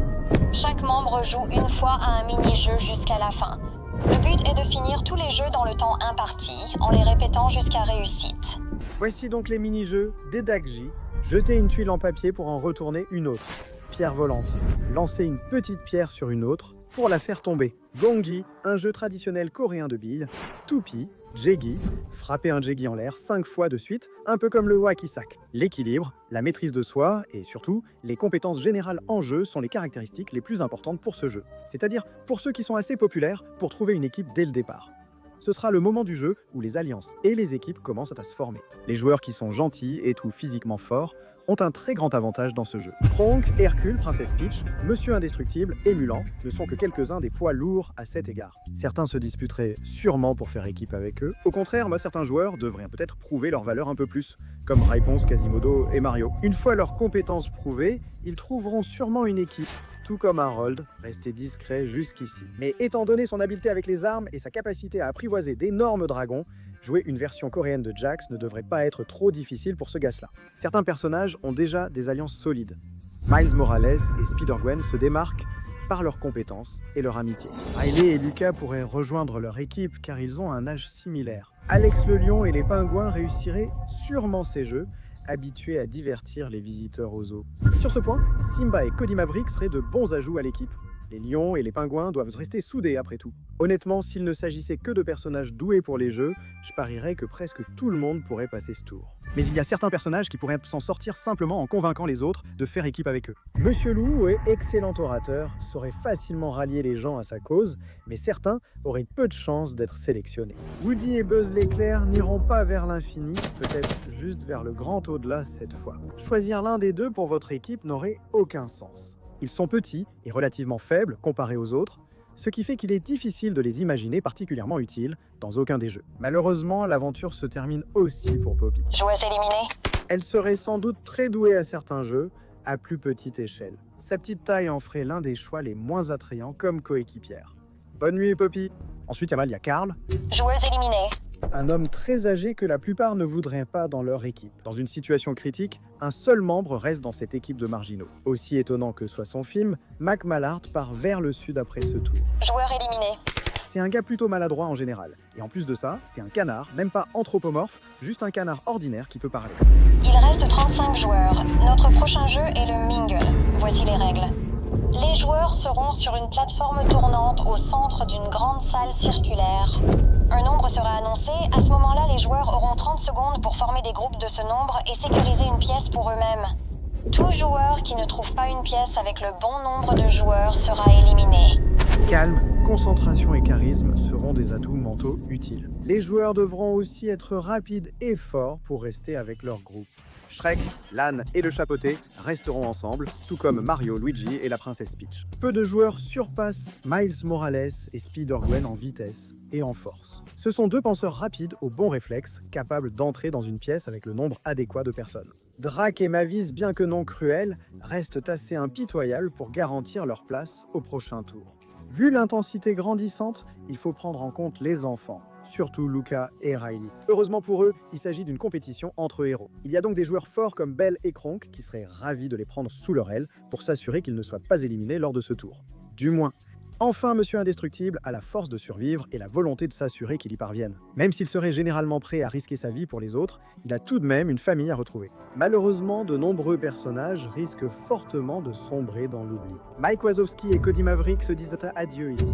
Joueurs éliminés. Aucun d'eux n'est particulièrement agressif envers les autres, et même s'il l'était, Ils semblent être les deux qui auraient le plus de chances de trébucher ou de se faire éliminer de leur pièce désignée. C'est pareil pour les pingouins. Joueuse éliminée. Tu te rappelles quand on a dit que ces 4-là étaient une seule entrée? Cela signifie que si l'un d'eux est séparé dans ce jeu, c'est fini pour tous. Soyons honnêtes, même sans cela, ces adorables machines à tuer ne finiraient pas le jeu sans tous leurs membres. Ensuite, nous devons dire au revoir à Flint Lockwood et Megamind. Joueurs éliminés. Tous deux sont du côté des plus faibles, d'un point de vue strictement physique, et ils pourraient manquer des compétences sociales nécessaires pour gagner la confiance des autres. Maintenant, enfin, il y a un autre aspect du jeu à considérer, le sacrifice. Nous parlons de héros aujourd'hui, donc il est tout à fait naturel que certains d'entre eux soient prêts à abandonner leur place dans le jeu pour le bien des autres. Mulan, soldate courageuse, risque sa vie pour honorer son pays et vaincre une machine de guerre. Donc s'il y a bien quelqu'un dont nous sommes certains qu'elle serait prête à donner sa vie pour les autres, c'est elle. Joueuse éliminée. Rose a prouvé sans l'ombre d'un doute qu'elle était prête à mourir. Si cela signifiait que Bright Bill pouvait vivre, et même si Bright Bill n'est pas ici, nous doutons que cet héroïsme brillerait moins dans ce scénario. Joueuse, tu as été éliminée. Hercule a plongé dans le Styx pour sauver son amante, et détient aussi une position royale dans l'au-delà. Donc oui, ça n'a pas l'air d'être un gros problème pour lui. Joueuse, tu as été éliminée. Nous avons presque atteint la moitié du parcours, ce qui veut dire qu'il est temps de faire un récapitulatif des survivants. Aladdin, Simba, Kronk, Belle, Elsa, Quasimodo, Tiana, Réponse, Riley, Mérida, Wally, Lucas, M, Indestructible, Shrek, Anne, Chatroté, Harold, Maître Shifu, Monsieur Loup, Alex le Lion, Mario, Luigi, Peach, Drac, Mavis, Miles Morales, Spider-Gwen. Il reste 27 joueurs. Félicitations à tous ceux qui sont arrivés jusque-là. Maintenant, il est temps pour tout le monde de se reposer. Extinction des feux. En réalité, ils ne se reposeront pas cette saison. Les joueurs votent après chaque manche pour poursuivre les jeux, affichant un écusson indiquant leur choix. Les tensions montent, les alliances sont fragilisées et les gens craquent presque. C'est donc l'heure d'une bonne vieille bagarre, ce tour étant un bonus non officiel. Ce sera la seule fois où les pouvoirs seront autorisés, donc certains voudront peut-être se cacher d'abord. Drac Mavis sont des vampires à part entière. Drac est l'un des rares héros à la fois suffisamment ambigu et fort pour attaquer et réussir. Il ferait tout pour protéger sa fille. Mavi Wavy, moins agressive, sait néanmoins se défendre. Et son père qui réagit toujours de façon excessive, qui pour être juste, ne réagit pas de façon excessive dans cette situation. On pense aussi que Simba et le chapeauté vont passer ce tour. Simba est roi de la jungle. Le chat, un assassin à gages. Donc on dirait que ces chats sont tous les deux très capables de se débrouiller seuls. Mario et Luigi se soutiendraient absolument, même si cela voulait dire rester l'un derrière l'autre toute la nuit. Certains, comme Shrek Maître, Shifu, Miles, Spider-Gwen et la princesse Peach, préfèrent se cacher ou garder la paix. Ils ont les compétences sociales pour essayer de maintenir un semblant d'ordre, ainsi que les capacités d'observation et la force dont ils auraient besoin pour se défendre. Elsa, jusque-là discrète, pourrait ici mettre à profit ses puissants pouvoirs de glace, capable de créer un palais en minutes. Je crois qu'elle pourrait se défendre, ainsi que d'autres, lors d'une attaque nocturne. Le candidat le plus impressionnant pour se cacher serait sûrement Wally, capable de se compresser dans une boîte qui se fond aisément dans son environnement. S'il est attaqué, souvenez-vous qu'il possède un laser très puissant. Mais il y aura forcément des victimes, au moins au début. Alex le Lion, Joueur éliminé.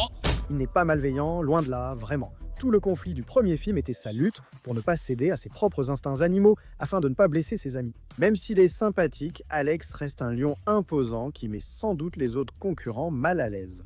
Face à un lion sauvage comme Simba ou un chat entraîné comme le chapeauté, Alex serait sûrement éliminé. Ces pas de danse ne t'aideront pas ici. On réalise alors que certains héros ont trop bon cœur pour gagner au jeu du calmar. Kronk n'est pas seulement super musclé, c'est aussi un vrai cœur d'or. Il y a sûrement quelques autres joueurs impatients d'éteindre sa lumière. Et tu sais, au moment où il menacerait un des enfants, il sauterait pour les protéger, même si ça devait lui coûter la vie. On pourrait en dire autant de Quasimodo. Joueur, tu as été éliminé. À l'apparence étrange et à la force hors norme, il serait une cible idéale, prêt à se blesser pour protéger ses proches. Tragiquement, malgré la gentillesse de la majorité de ses héros, Riley serait le moins susceptible de survivre à cette manche. Joueuse éliminée. Lucas s'est dissimulé tout le temps sur la terre ferme. Riley est une dure à cuire, mais reste une enfant ordinaire qui lutte contre l'anxiété. Même si nous doutons qu'un candidat ferait du mal à un enfant, elle paraît être la plus susceptible de se retrouver accidentellement au milieu du conflit. Pauvre anxiété, elle n'aura pas de répit aujourd'hui, aussi triste que cela puisse paraître. Lan fait aussi ses adieux ici. Joueuse, tu as été éliminée. Il serait sans doute l'un des instigateurs de la bagarre. Non, pas par méchanceté ou quoi que ce soit, mais par une véritable peur et une inquiétude sincère pour la sécurité de son ami. Ce qui, étant un animal non anthropomorphe, signerait malheureusement sa perte. Et c'est ça, le plan. Bonjour les joueurs. Il reste 22 joueurs. Il est temps pour le prochain jeu. Bill, choisissez un jeu avec votre partenaire. Celui qui prend les 10 billes gagne. Le perdant sera éliminé. Ce jeu exige une grande impitoyabilité, que ce soit par habileté, chance ou manipulation psychologique, surtout avec de tels enjeux. Certains de ces gars sont finis. Retenir Puce et Boots était pratiquement fait pour ce tour. Chasseur de primes et cambrioleur, il réussirait sûrement tous les jeux qu'on lui proposerait. De même, Monsieur Loup fait partie des personnages qui se sentiraient mal de manipuler quelqu'un. Pour gagner et le faire aussi, même si ce n'est pas nécessaire pour survivre, Elsa est une autre candidate sérieuse ici. Puisque, même si elle ne peut pas utiliser ses pouvoirs de glace dans un vrai jeu, elle a montré qu'elle était assez créative lorsqu'elle jouait avec sa sœur. Avant le développement du lobe frontal, nous pensions déjà que Wally réussirait bien à ce jeu. Dans le pire des cas, il a plein de crevasses où il pourrait cacher les billes s'il devait en arriver là. Et même s'il est un robot au bon cœur, ce gars-là a une dame à retrouver chez lui. Peu importe l'adversaire de Wally, ce tour éliminera environ la moitié des joueurs. Préparez-vous, cela va devenir difficile. Voyons d'abord les personnages qui refuseraient de gagner si cela causait la mort de leur partenaire. Dracula est donc exclu. Joueur éliminé? Avec n'importe qui sauf sa fille, il gagnerait à coup sûr. Mais soyons honnêtes, Dracula ne laisserait jamais passer une occasion de jouer aux billes avec sa fille, et il ne serait pas non plus prêt à manipuler cette partie contre elle. C'était difficile d'être un père célibataire, mais j'ai fait de mon mieux. Miles Morales ferait un sacrifice épique juste pour impressionner Gwen. Ou du moins, il le dirait ainsi. Ce gamin est un héros et il prendrait probablement une balle pour quiconque aurait besoin de lui. Sur ce sujet, le prochain est lui. Mario joueur éliminé, super saut de l'homme. Mario s'associerait sûrement avec Peach ou Luigi, pour qui il donnerait sa vie, surtout qu'il a beaucoup de vie en réserve. Waouh, il suffit de jeter 100 pièces d'or ou un champignon vert dans ce cercueil et il ira bien. Nous devons maintenant considérer les personnages les moins susceptibles de gagner. Puisque soyons honnêtes, la plupart de ces gars seraient prêts, à un certain niveau, à se sacrifier eux-mêmes. Luca est un enfant, donc incapable de rivaliser stratégiquement. Mérida est réputée pour son imprudence. Joueur éliminé? Et par conséquent, elle serait facilement dupée, à moins qu'elle ne parvienne d'une manière ou d'une autre à tromper son adversaire pour qu'il joue à un jeu lié au tir à l'arc. Marbles ne peut pas faire ça. Simba partira ensuite. Joueur, tu as été éliminé.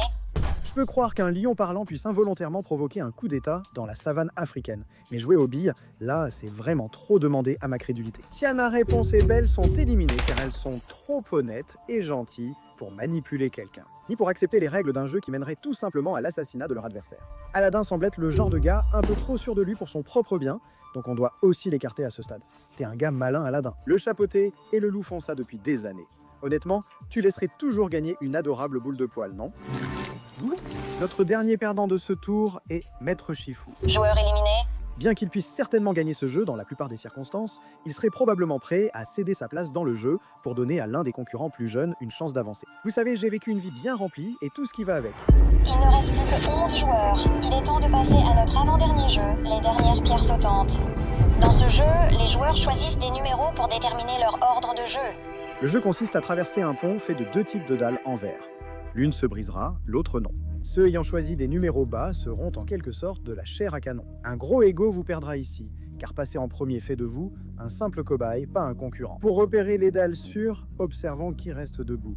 Wally, Monsieur Incroyable, Elsa, Shrek, Le Chapeauté, Harold, Monsieur Loup, Luigi, Princesse Peach, Mavis, Spider, Gwen. Un homme sage a déjà dit que Luigi, numéro 1. Joueur éliminé. c'est pourquoi il est le premier à tomber dans ce tour. Il choisirait sûrement le numéro 1 pour honorer son frère disparu, espérant le mériter un jour. Eh bien, tu l'as mérité dans nos cœurs. Luigi Wally est le prochain à partir. Joueur éliminé. Il faut admettre qu'il est allé bien plus loin que ce que nous pensions tous, mais étant le plus petit concurrent du jeu, il s'est presque sûrement retrouvé avec le dernier choix. Ensuite, nous avons Mavis, Monsieur Loup, Elsa, Harold et Princesse Peach qui sont éliminés. Ces 5-là étaient les plus susceptibles de choisir quelque chose au milieu pour éviter le danger. Et en plus, les moins susceptibles de choisir quelque chose trop tard, et de se retrouver avec un numéro très élevé ou bas. Ensuite, il y a Monsieur Incroyable, trop confiant grâce à sa célébrité de super-héros ou paniqué, car il reste l'un des derniers dans ce jeu de la mort. Le chapeauté manque de peu le top 2. Joueur éliminé. Regarde, Shrek a choisi le numéro 10 pour éviter de passer en premier. Il affirme qu'il vaut mieux être derrière que devant. Chapeauté a donc choisi le 9 comme numéro porte-bonheur, car il avait 9 vies. C'est cool les gars. Il est retombé sur ses pattes et il se détend actuellement dans le hall. Nous avons nos 2 finalistes. Félicitations à Shrek et Spider-Gwen. Place à la dernière manche. Préparez-vous pour Squid Game. Règle. Dans ce jeu, 2 équipes où adversaires s'affrontent, l'un en défense, l'autre en attaque. L'attaquant fait tout son possible pour atteindre le sommet du terrain, ou la tête du calmar, et la toucher avec son pied, tandis que le défenseur fait tout pour l'en empêcher. Ici, le jeu du calmar se joue traditionnellement comme un combat à mort. Parlons maintenant de Spider-Gwen. Son sens d'araignée lui confère d'excellentes capacités d'observation, ce qui signifie qu'il serait difficile pour Shrek de la surprendre. Elle est aussi extrêmement agile et rapide, et même sans ses gadgets lance-toile, elle serait sans aucun doute un vrai casse-tête pour le Seigneur des Ogres. L'arène de Squid Game étant assez petite, elle ne pourra donc pas vraiment se balancer dans les airs. Mais cela ne l'empêcherait pas de courir à une vitesse que Shrek aurait du mal à suivre. Pour Gwen, attaquer serait le mieux, car elle fait sans doute un quart de la taille de Shrek. Elle possède une force surhumaine et des super pouvoirs technologiques. Mais si tu penses que c'est une raison de sous-estimer Shrek, détrompe-toi, la force de Shrek n'est pas à prendre à la légère. Ce gars a combattu toute l'armée de chevaliers de Farquaad, aidé un peu par l'âne, sans même transpirer. Un face-à-face avec cette véritable menace serait un cauchemar, même pour une gamine résistante comme Gwen. C'est pourquoi c'est une bonne chose pour elle. La vitesse de Shrek ne l'aiderait pas ici, n'est-ce pas? On pourrait le croire, mais tu oublies peut-être que Shrek a déjà fait des choses impressionnantes, presque du parcours dans les films. Il a sauvé Fiona de la forteresse du dragon, sans être troublé par un pont de cordes fragiles. Et dans le 4e film, il a prouvé qu'il en était tout à fait capable. Courir sur les murs comme un personnage de jeu vidéo tout en portant de lourdes chaînes en métal, courir sur les murs n'est pas une option dans cette arène. Mais notre point est que même dans un espace aussi restreint, Shrek serait un adversaire étonnamment équilibré pour Gwen. Qu'est-ce qui fait vraiment pencher la balance en sa faveur? Voici le fait que, puisque les armes sont interdites, Gwen n'aurait pas accès à ses lance-toiles. Elle serait donc bien moins forte qu'en combat habituel, mais l'affrontement resterait très serré. Vu la taille et la force de Shrek, il pourrait sûrement résister à presque tout ce que Gwen lui lancerait. Sans réel handicap pour Shrek, il semble que tout soit terminé pour la pauvre Spider-Gwen. Quelqu'un m'a dit un jour que Shrek gagnerait le Squid Game. Félicitations, gaufre de célébration. N'importe qui dans le monde de Squid Game. Presque personne n'est totalement innocent. Participer à une série de jeux d'enfants pour soit rembourser ses dettes, soit littéralement mourir en essayant, entraîne une abondance de violence, de trahison et de véritable dépravation. Aujourd'hui, nous allons tenter de classer tous les jeux de Squid Game. Le pire acte de chaque personnage, du plus facilement rachetable à celui méritant l'enfer. Tout d'abord, nous allons parler des personnages qui n'ont pas vraiment de mauvaises actions suffisamment graves pour se démarquer par rapport à leur père. Il s'agit là de défauts humains basiques. Commençons par 3 personnages que nous jugeons essentiellement innocents. Young-mi, Jun-hei et Young-seok. La pire chose que ces 3-là aient en fait, c'est simplement de participer au Squid Game. On ne peut pas vraiment dire qu'ils sont coupables, sauf d'être tombés dans une situation horrible par désespoir. Chacun d'eux avait des raisons nobles de participer et ils n'ont jamais eu recours à la violence ou à la tromperie inutile. Juni voulait soutenir son futur enfant et Kyung-silk devait payer le traitement contre la leucémie de sa fille. Bien que nous sachions peu de choses sur Young-mi, elle était la plus effrayée à l'idée de poursuivre les jeux, suppliant même les autres de voter X. D'ailleurs, ces 3 ont toujours voté pour arrêter les jeux. Même désespérés, ils restaient assez lucides pour reconnaître que ce jeu était trop tordu pour y participer volontairement. Ensuite vient la véritable légende de la première saison, Ali Abdul, dont le pire acte a été de blesser indirectement son patron pendant la période où les joueurs étaient éloignés du jeu du calmar dans la première saison. Le responsable d'Ali a aussi profité de sa gentillesse, comme beaucoup d'autres. Vous voyez, ce pauvre homme d'affaires surmené était tellement occupé à jouer au solitaire sur son ordinateur qu'il n'avait pas le temps de payer ses travailleurs sans papier. Ali ne pouvait ignorer l'enveloppe d'argent sur son bureau, ce qui a provoqué une dispute entre eux. Cela a coincé la main de son patron dans une machine qu'il a totalement détruite. C'est aussi curieusement tout ce qu'il reste à son patron Ali. Abandonner quelqu'un après une telle blessure serait vraiment cruel.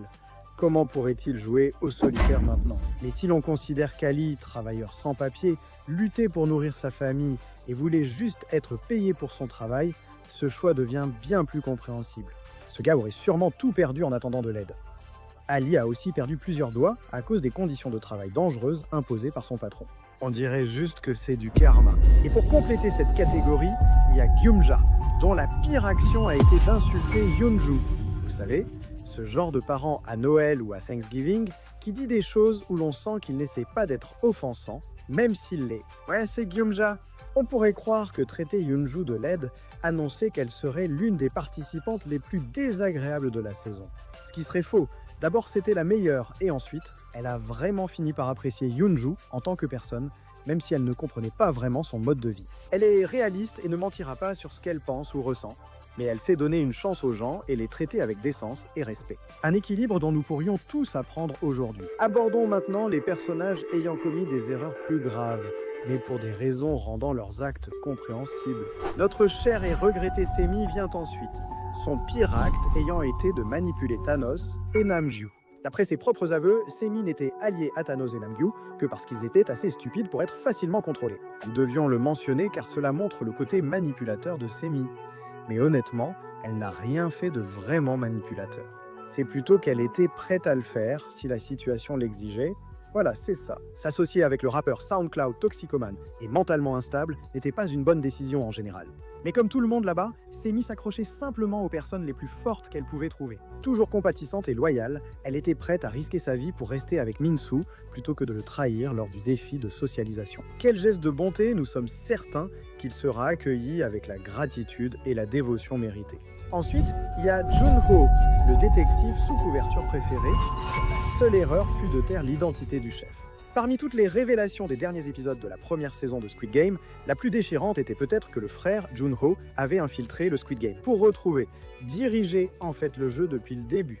C'est sûrement la pire fin possible pour Junho, et pour aggraver les choses, il a été abattu à bout portant dans la poitrine et est tombé dans l'océan en contrebas. Une fois qu'il est sauvé et qu'il finit par se réveiller, Junho coopère avec Gi-hun et d'autres alliés pour retrouver l'île où se déroulent les jeux. Mais il refuse de révéler l'identité du chef de jeu, on ne peut pas dire qu'on ne le comprend pas. Bien sûr, le gars ne veut pas que son propre frère soit tué, même après avoir prouvé qu'il n'hésiterait pas à tirer lui-même sur Junho. Connaître l'identité du chef de jeu aurait peut-être aidé à faire avancer l'enquête. Il reste coupable d'avoir caché des infos cruciales, merci d'avoir joué avec nous. Ensuite, Ji-young qui a commis l'irréparable en tuant son père.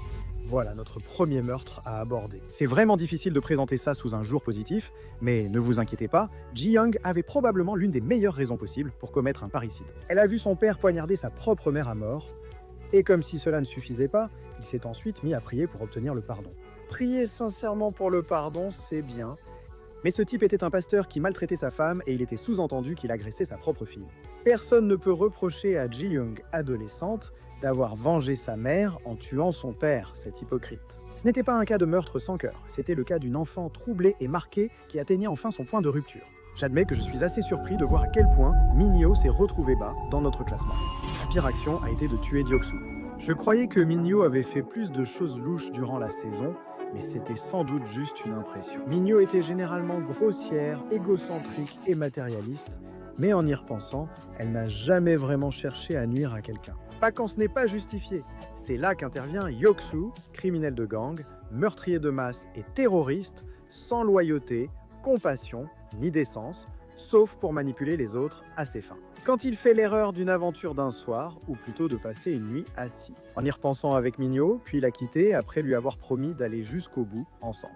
Elle a tenu sa promesse de le tuer s'il la trahissait. Lors de l'épreuve des pierres de verre, elle a révélé la lâcheté de Hyuk-soo en le précipitant avec elle sous le pont. Alors qu'il suppliait pour sa vie, sachant que Hyuk-soo était lui-même un salaud et un meurtrier de masse. Attendre plus aurait causé la mort de 5 autres personnes.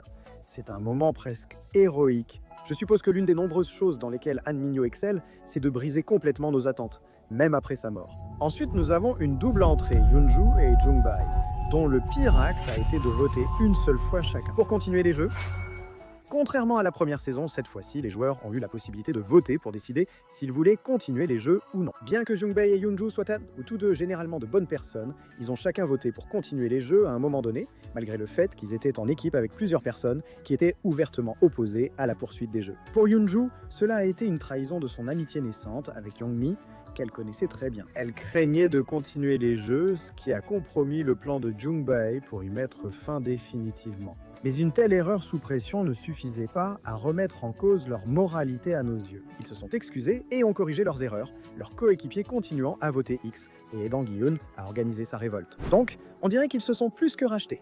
Pour compléter cette catégorie, il y a le personnage qui a été le plus difficile à classer dans cette liste. Et c'est nul autre que Ji-hun, dont la pire faute a été de ne pas voir sa fille. Cela peut surprendre, car Gi-hun a commis bien d'autres actes plus répréhensibles. Il était prêt à profiter de l'état mental d'Il-nam pour gagner au jeu des billes, alors qu'ils étaient de bons amis à ce moment-là. Plus tard, il a admis que certains devaient mourir pour vraiment stopper le Squid Game. Ces deux cas ont un point commun. Elles ont été faites par désespoir. La première par Ji-Eun pour survivre, la seconde pour sauver les rares qu'il pouvait aider. Il faut l'admettre. Il était impossible de convaincre toute la salle d'arrêter le jeu. De plus, Ji-Eun retourne dans un lieu horrible pour sauver des centaines d'innocents, animé par une véritable conviction héroïque. Mais cela a eu un coût énorme. Il n'est pas allé aux États-Unis voir sa fille, mais a passé 3 ans en Corée à chercher les responsables du jeu du calmar. Ce n'est pas tant le fait que Gi-Eun ait donné la priorité à sauver ses vies, en fait cela le rend encore plus héroïque, mais il ne s'est pas vraiment engagé à reconstruire sa relation avec sa fille. Une semaine off aux États-Unis pour rattraper le temps perdu aurait beaucoup compté pour elle, et il peut se le permettre aujourd'hui. La situation est d'autant plus frustrante qu'il a négligé son enfant. Nous devons néanmoins considérer ses sentiments. Cela peut s'expliquer en partie par la culpabilité qu'il ressent d'avoir privilégié ses besoins auparavant, ou même simplement le désir de la protéger de la vie dangereuse qu'il mène actuellement. Malgré tout, sa fille ne sera enfant que pour un temps limité. Le fait qu'il ait peu ou pas eu de contact avec elle durant cette période est triste. Nous espérons une réconciliation un jour. Actuellement, la principale faiblesse morale de Ji-Eun concerne son rôle de père, mais il reste loin du niveau des autres personnages. Ces hommes et femmes ont fait des choses assez graves pour douter d'eux, mais pas assez pour les condamner totalement. Voici les actes terribles mais pardonnables. Nous commençons avec Seonyo, la nouvelle la moins appréciée de la saison 2, surtout pour avoir maudit ses anciens alliés. Exclu du groupe lors du jeu de rencontre, Seonyo veut punir ses coéquipiers traîtres pour avoir simplement respecté les règles. Elle décide de les maudire dans l'espoir qu'ils mourront.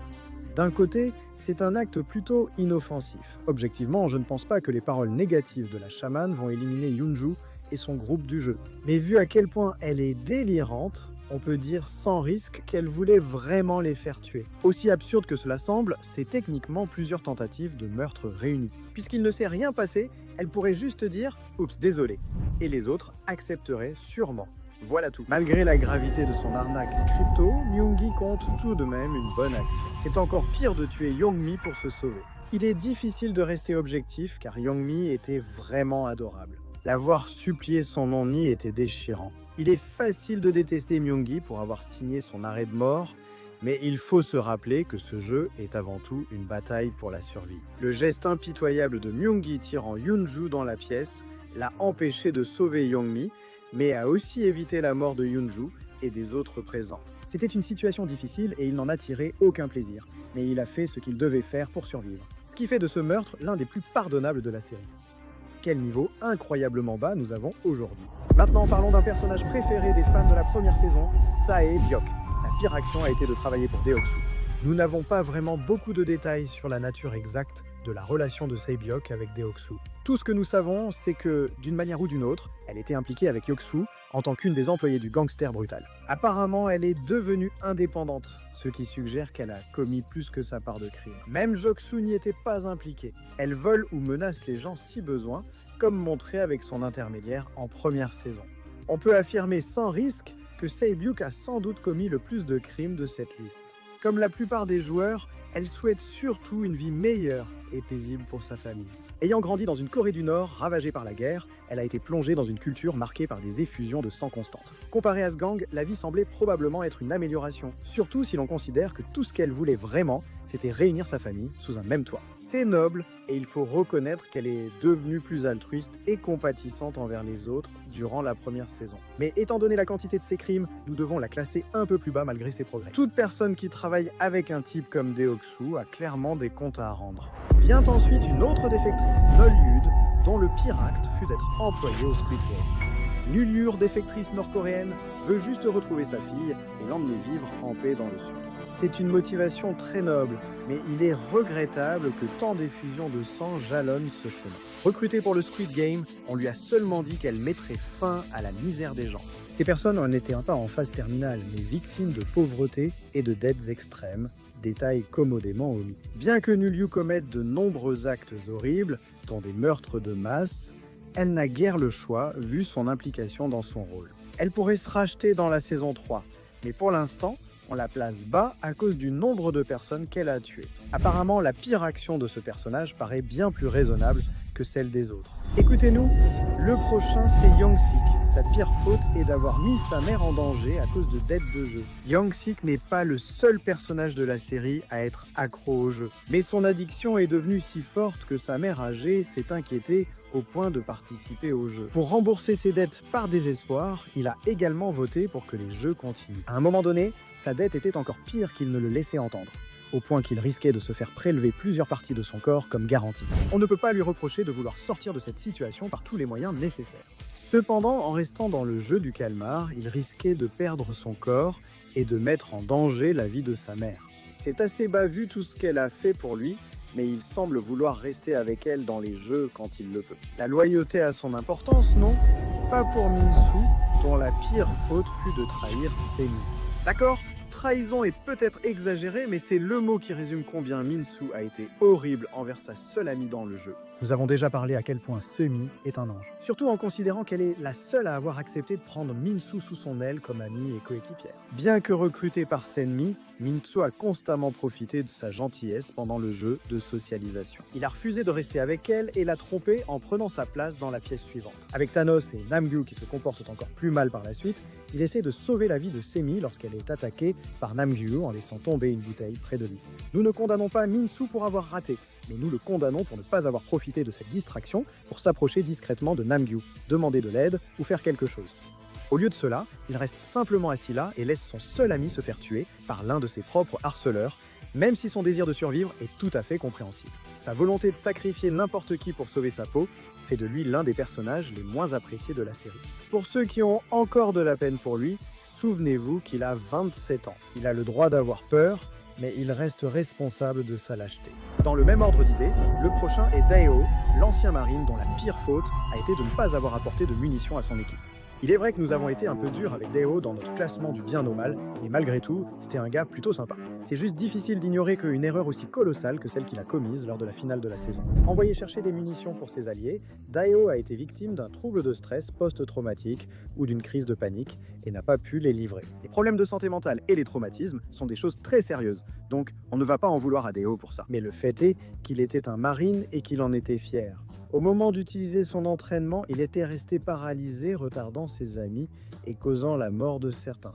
C'est l'un de ces actes qui pourrait finir bien plus haut ou plus bas dans la liste, selon la suite de la série. Pour l'instant, c'était l'une des erreurs les plus marquantes de la série. C'est douloureux de voir un homme aussi bon tomber en disgrâce maintenant, car cela paraissait aussi réel que la lâcheté de Min-Soo. Beaucoup paniqué, comme Daeho ici dans la vraie vie, ce qui était une grosse erreur. Ce n'est pas irrémédiablement perdu, alors pourquoi pas essayer quelque chose de moins réaliste maintenant? Byung-gi, le médecin de la première saison, a commis l'acte le plus prévisible en aidant à une opération de trafic d'organes.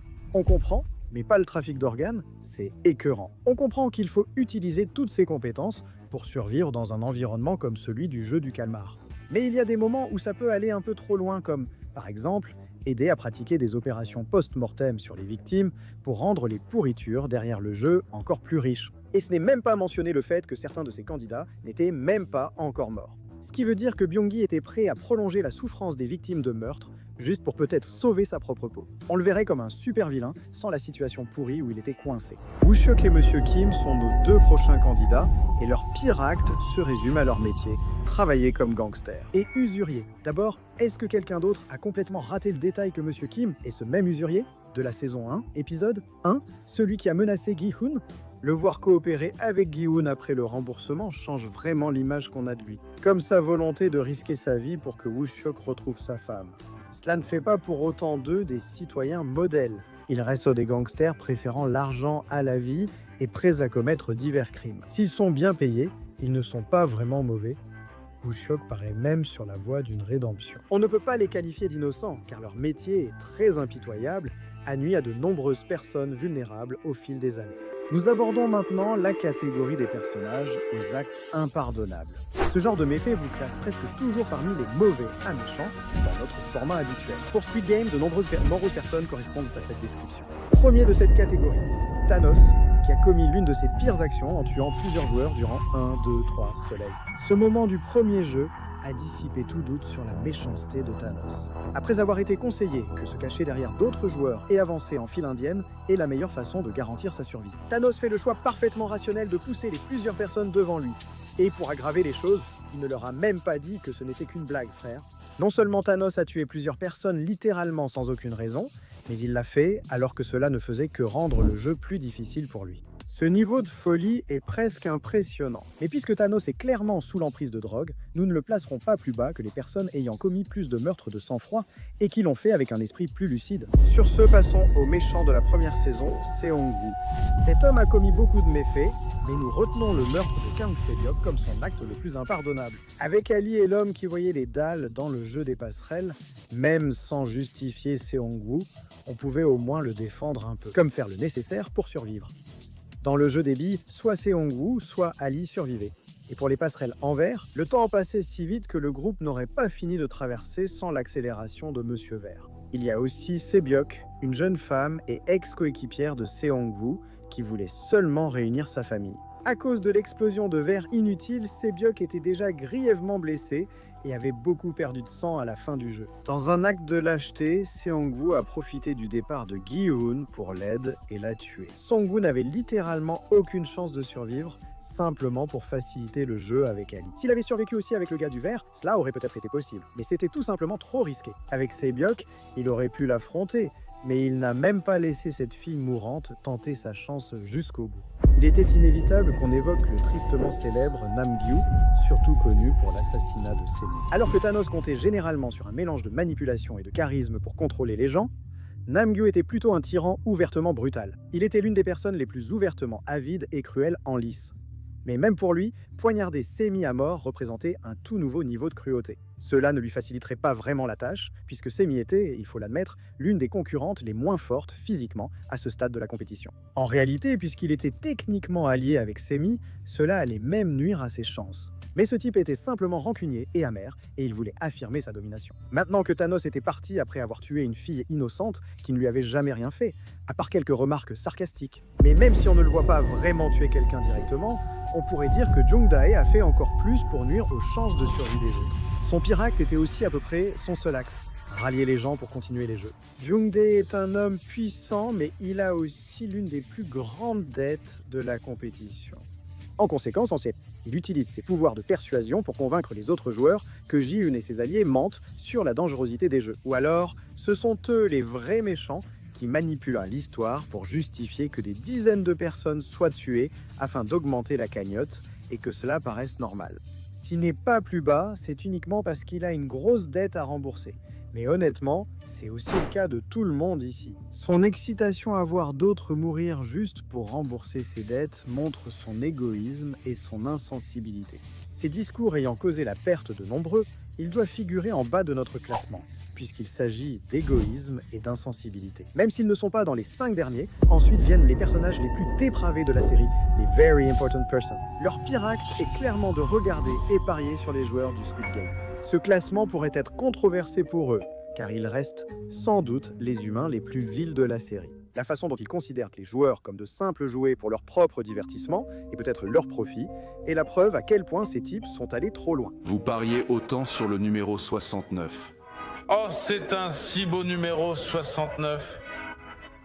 Oh, espèce de coquin. Aucune douleur ou agression ne les atteint, sauf si elle leur est directement destinée. Bien sûr, ce ne sont rien d'autre que des riches prétentieux qui n'ont rien de mieux à faire que de regarder des gens se faire anéantir de façon horrible. Alors pourquoi sont-ils classés aussi haut? Eh bien c'est simple. Bien qu'ils apprécient sûrement l'un des divertissements les plus dépravés, ils ne reproduisent de pas ce qu'ils voient Kenosei. Évidemment, hors écran, je ne serais pas étonné que ces types aient de vrais squelettes dans leur placard. L'un d'eux a agressé un employé car il s'ennuyait du carnage. D'après ce que nous voyons, ces types ne font pas eux-mêmes des choses indicibles. Ils les font faire par d'autres. Ainsi, ils peuvent prendre un plaisir malsain à regarder. Aussi horrible qu'ils soient, la seule chose qui pourrait être bien pire que des gens comme les Very Important Persons, c'est de les encourager. Sur ce point, nous devons parler du méchant surprise de la saison, le Capitaine Park.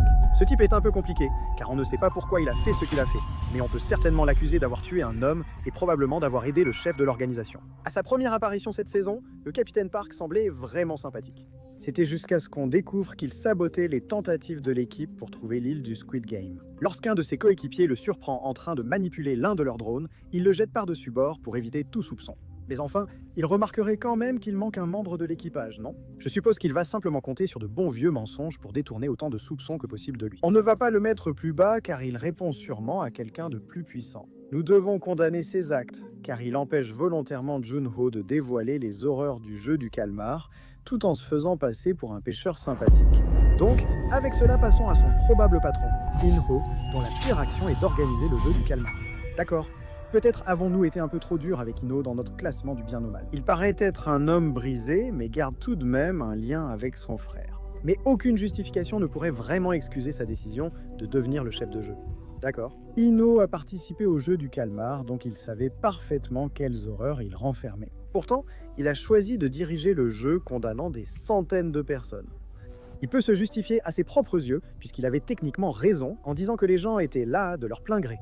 Mais cela ne l'excuse pas pour autant. Organiser un jeu qui traite des personnes vulnérables comme des chevaux de course, sauf qu'eux ne sont pas abattus après une seule défaite. Le pire dans tout ça, c'est qu'il a perdu son travail pour avoir accepté un pot de vin afin de payer les soins médicaux de sa femme mourante. In-ho sait mieux que quiconque ce que c'est que d'être exploité financièrement, et pourtant il aide encore d'autres personnes pauvres et vulnérables à tomber dans le même piège. Cependant, les pauvres et vulnérables recrutés pour les jeux du calmar ne sont pas tous sympathiques. Notre médaille de bronze du mal revient à Deok-su, eh bien, simplement pour être Deok-su. Oui, je sais que ça peut sembler un peu méchant de le dire comme ça, mais franchement, cet homme est un gangster qui a tué de nombreuses personnes et qui a été montré en train de rire du malheur des autres. Il a même ri de 69, qui s'est pendu à cause de la culpabilité qu'il ressentait après la mort de sa femme, 69. 69. Deok-su pourrait tuer quelqu'un juste pour un regard de travers, s'il en avait envie. Ce qui aggrave la situation, c'est qu'il paraît totalement maître de lui. Deok-su semble toujours capable de se contrôler. Au contraire, il peut parfois se montrer assez malin et calculateur, donc chaque chose maléfique qu'il fait est sans doute quelque chose qu'il a bien réfléchi et qu'il ne regrette pas. La médaille d'argent du mal revient à l'homme en costume, dont la pire action a été de recruter d'innombrables personnes vulnérables vers leur mort. L'homme en costume a été développé au début de la saison 2. Et franchement, ce type était encore plus taré qu'on aurait pu l'imaginer. Il a autrefois travaillé comme l'un des membres du personnel à Capuche Rose dans le Squid Game, exécutant les joueurs qui devaient être éliminés après avoir perdu un jeu. Tout cela a atteint son paroxysme lorsqu'il a croisé son propre père, et le voir supplier pour sa vie n'a absolument rien changé. En réalité, cela l'a encouragé. Ne rien ressentir face à la peur de son père l'a rendu plus près que jamais. Continuer à tuer et recruter des vulnérables pour le Squid Game afin d'avoir toujours plus de victimes. L'homme en costume n'avait pas de dette scandaleuse à notre connaissance, ce qui le distingue déjà du personnel tordu derrière le Squid Game. Mais même si le nombre de victimes de l'homme en costume est horrible, je pense que c'est assez évident. Qui a commis l'acte le plus révoltant de l'histoire du Squid Game? Ce déshonneur revient à Il-nam, dont le pire acte fut de créer le Squid Game. Oh, comme nous regrettons les 6 épisodes où Il-nam semblait être un vieux monsieur farfelu et gentil avec une tumeur au cerveau. C'est un bon garçon. Maintenant, en fait, c'était un homme avec une tumeur au cerveau, mais il n'était ni maladroit, ni gentil. Ancien usurier, ce thème est fréquent dans la série. Il-nam avait de nombreux clients fortunés qui se plaignaient de leur ennui. J'ai tout cet argent et je ne sais pas quoi en faire et j'ai faim. Qui est là? So Il-nam, dans sa sagesse infinie, a dit « Hé, tu sais ce qui serait drôle? Et si on prenait 456, oui, plus précisément, ce nombre de personnes, on les manipule pour qu'elles jouent à des jeux d'enfants pour de l'argent, et ensuite on les tue si elles perdent. » Ainsi, l'origine tordue du jeu du calmar fut gravée dans la pierre. Inutile d'expliquer pourquoi cet acte est si horrible. Alors, à la place, je vais souligner l'ampleur du mal qui est exposé ici. Voyez-vous, Gi-hun était un concurrent lors du 33e jeu du calmar. C'était une compétition annuelle qui se déroulait depuis 1988, avec l'édition de 2020 étant la 33e, puisque la saison 2 se déroule en 2024. Cela signifie que Gi-hun participe actuellement au 37e jeu du calmar. Donc nous avons déjà 36 jeux du calmar terminés jusqu'à présent. Chaque compétition compte 456 joueurs. Et même si certains ont probablement choisi de ne pas revenir lorsqu'ils en ont eu l'occasion, cela devait représenter une infime minorité. Supposons qu'environ 400 personnes soient mortes à chaque compétition selon ces statistiques. Le jeu tordu de Il-nam est responsable de la mort de 14 000 personnes. Préparez-vous pour ça. Même en cas d'erreur, il y a sûrement au moins 10 000 personnes. J'espère que tu t'es amusé, Il-nam.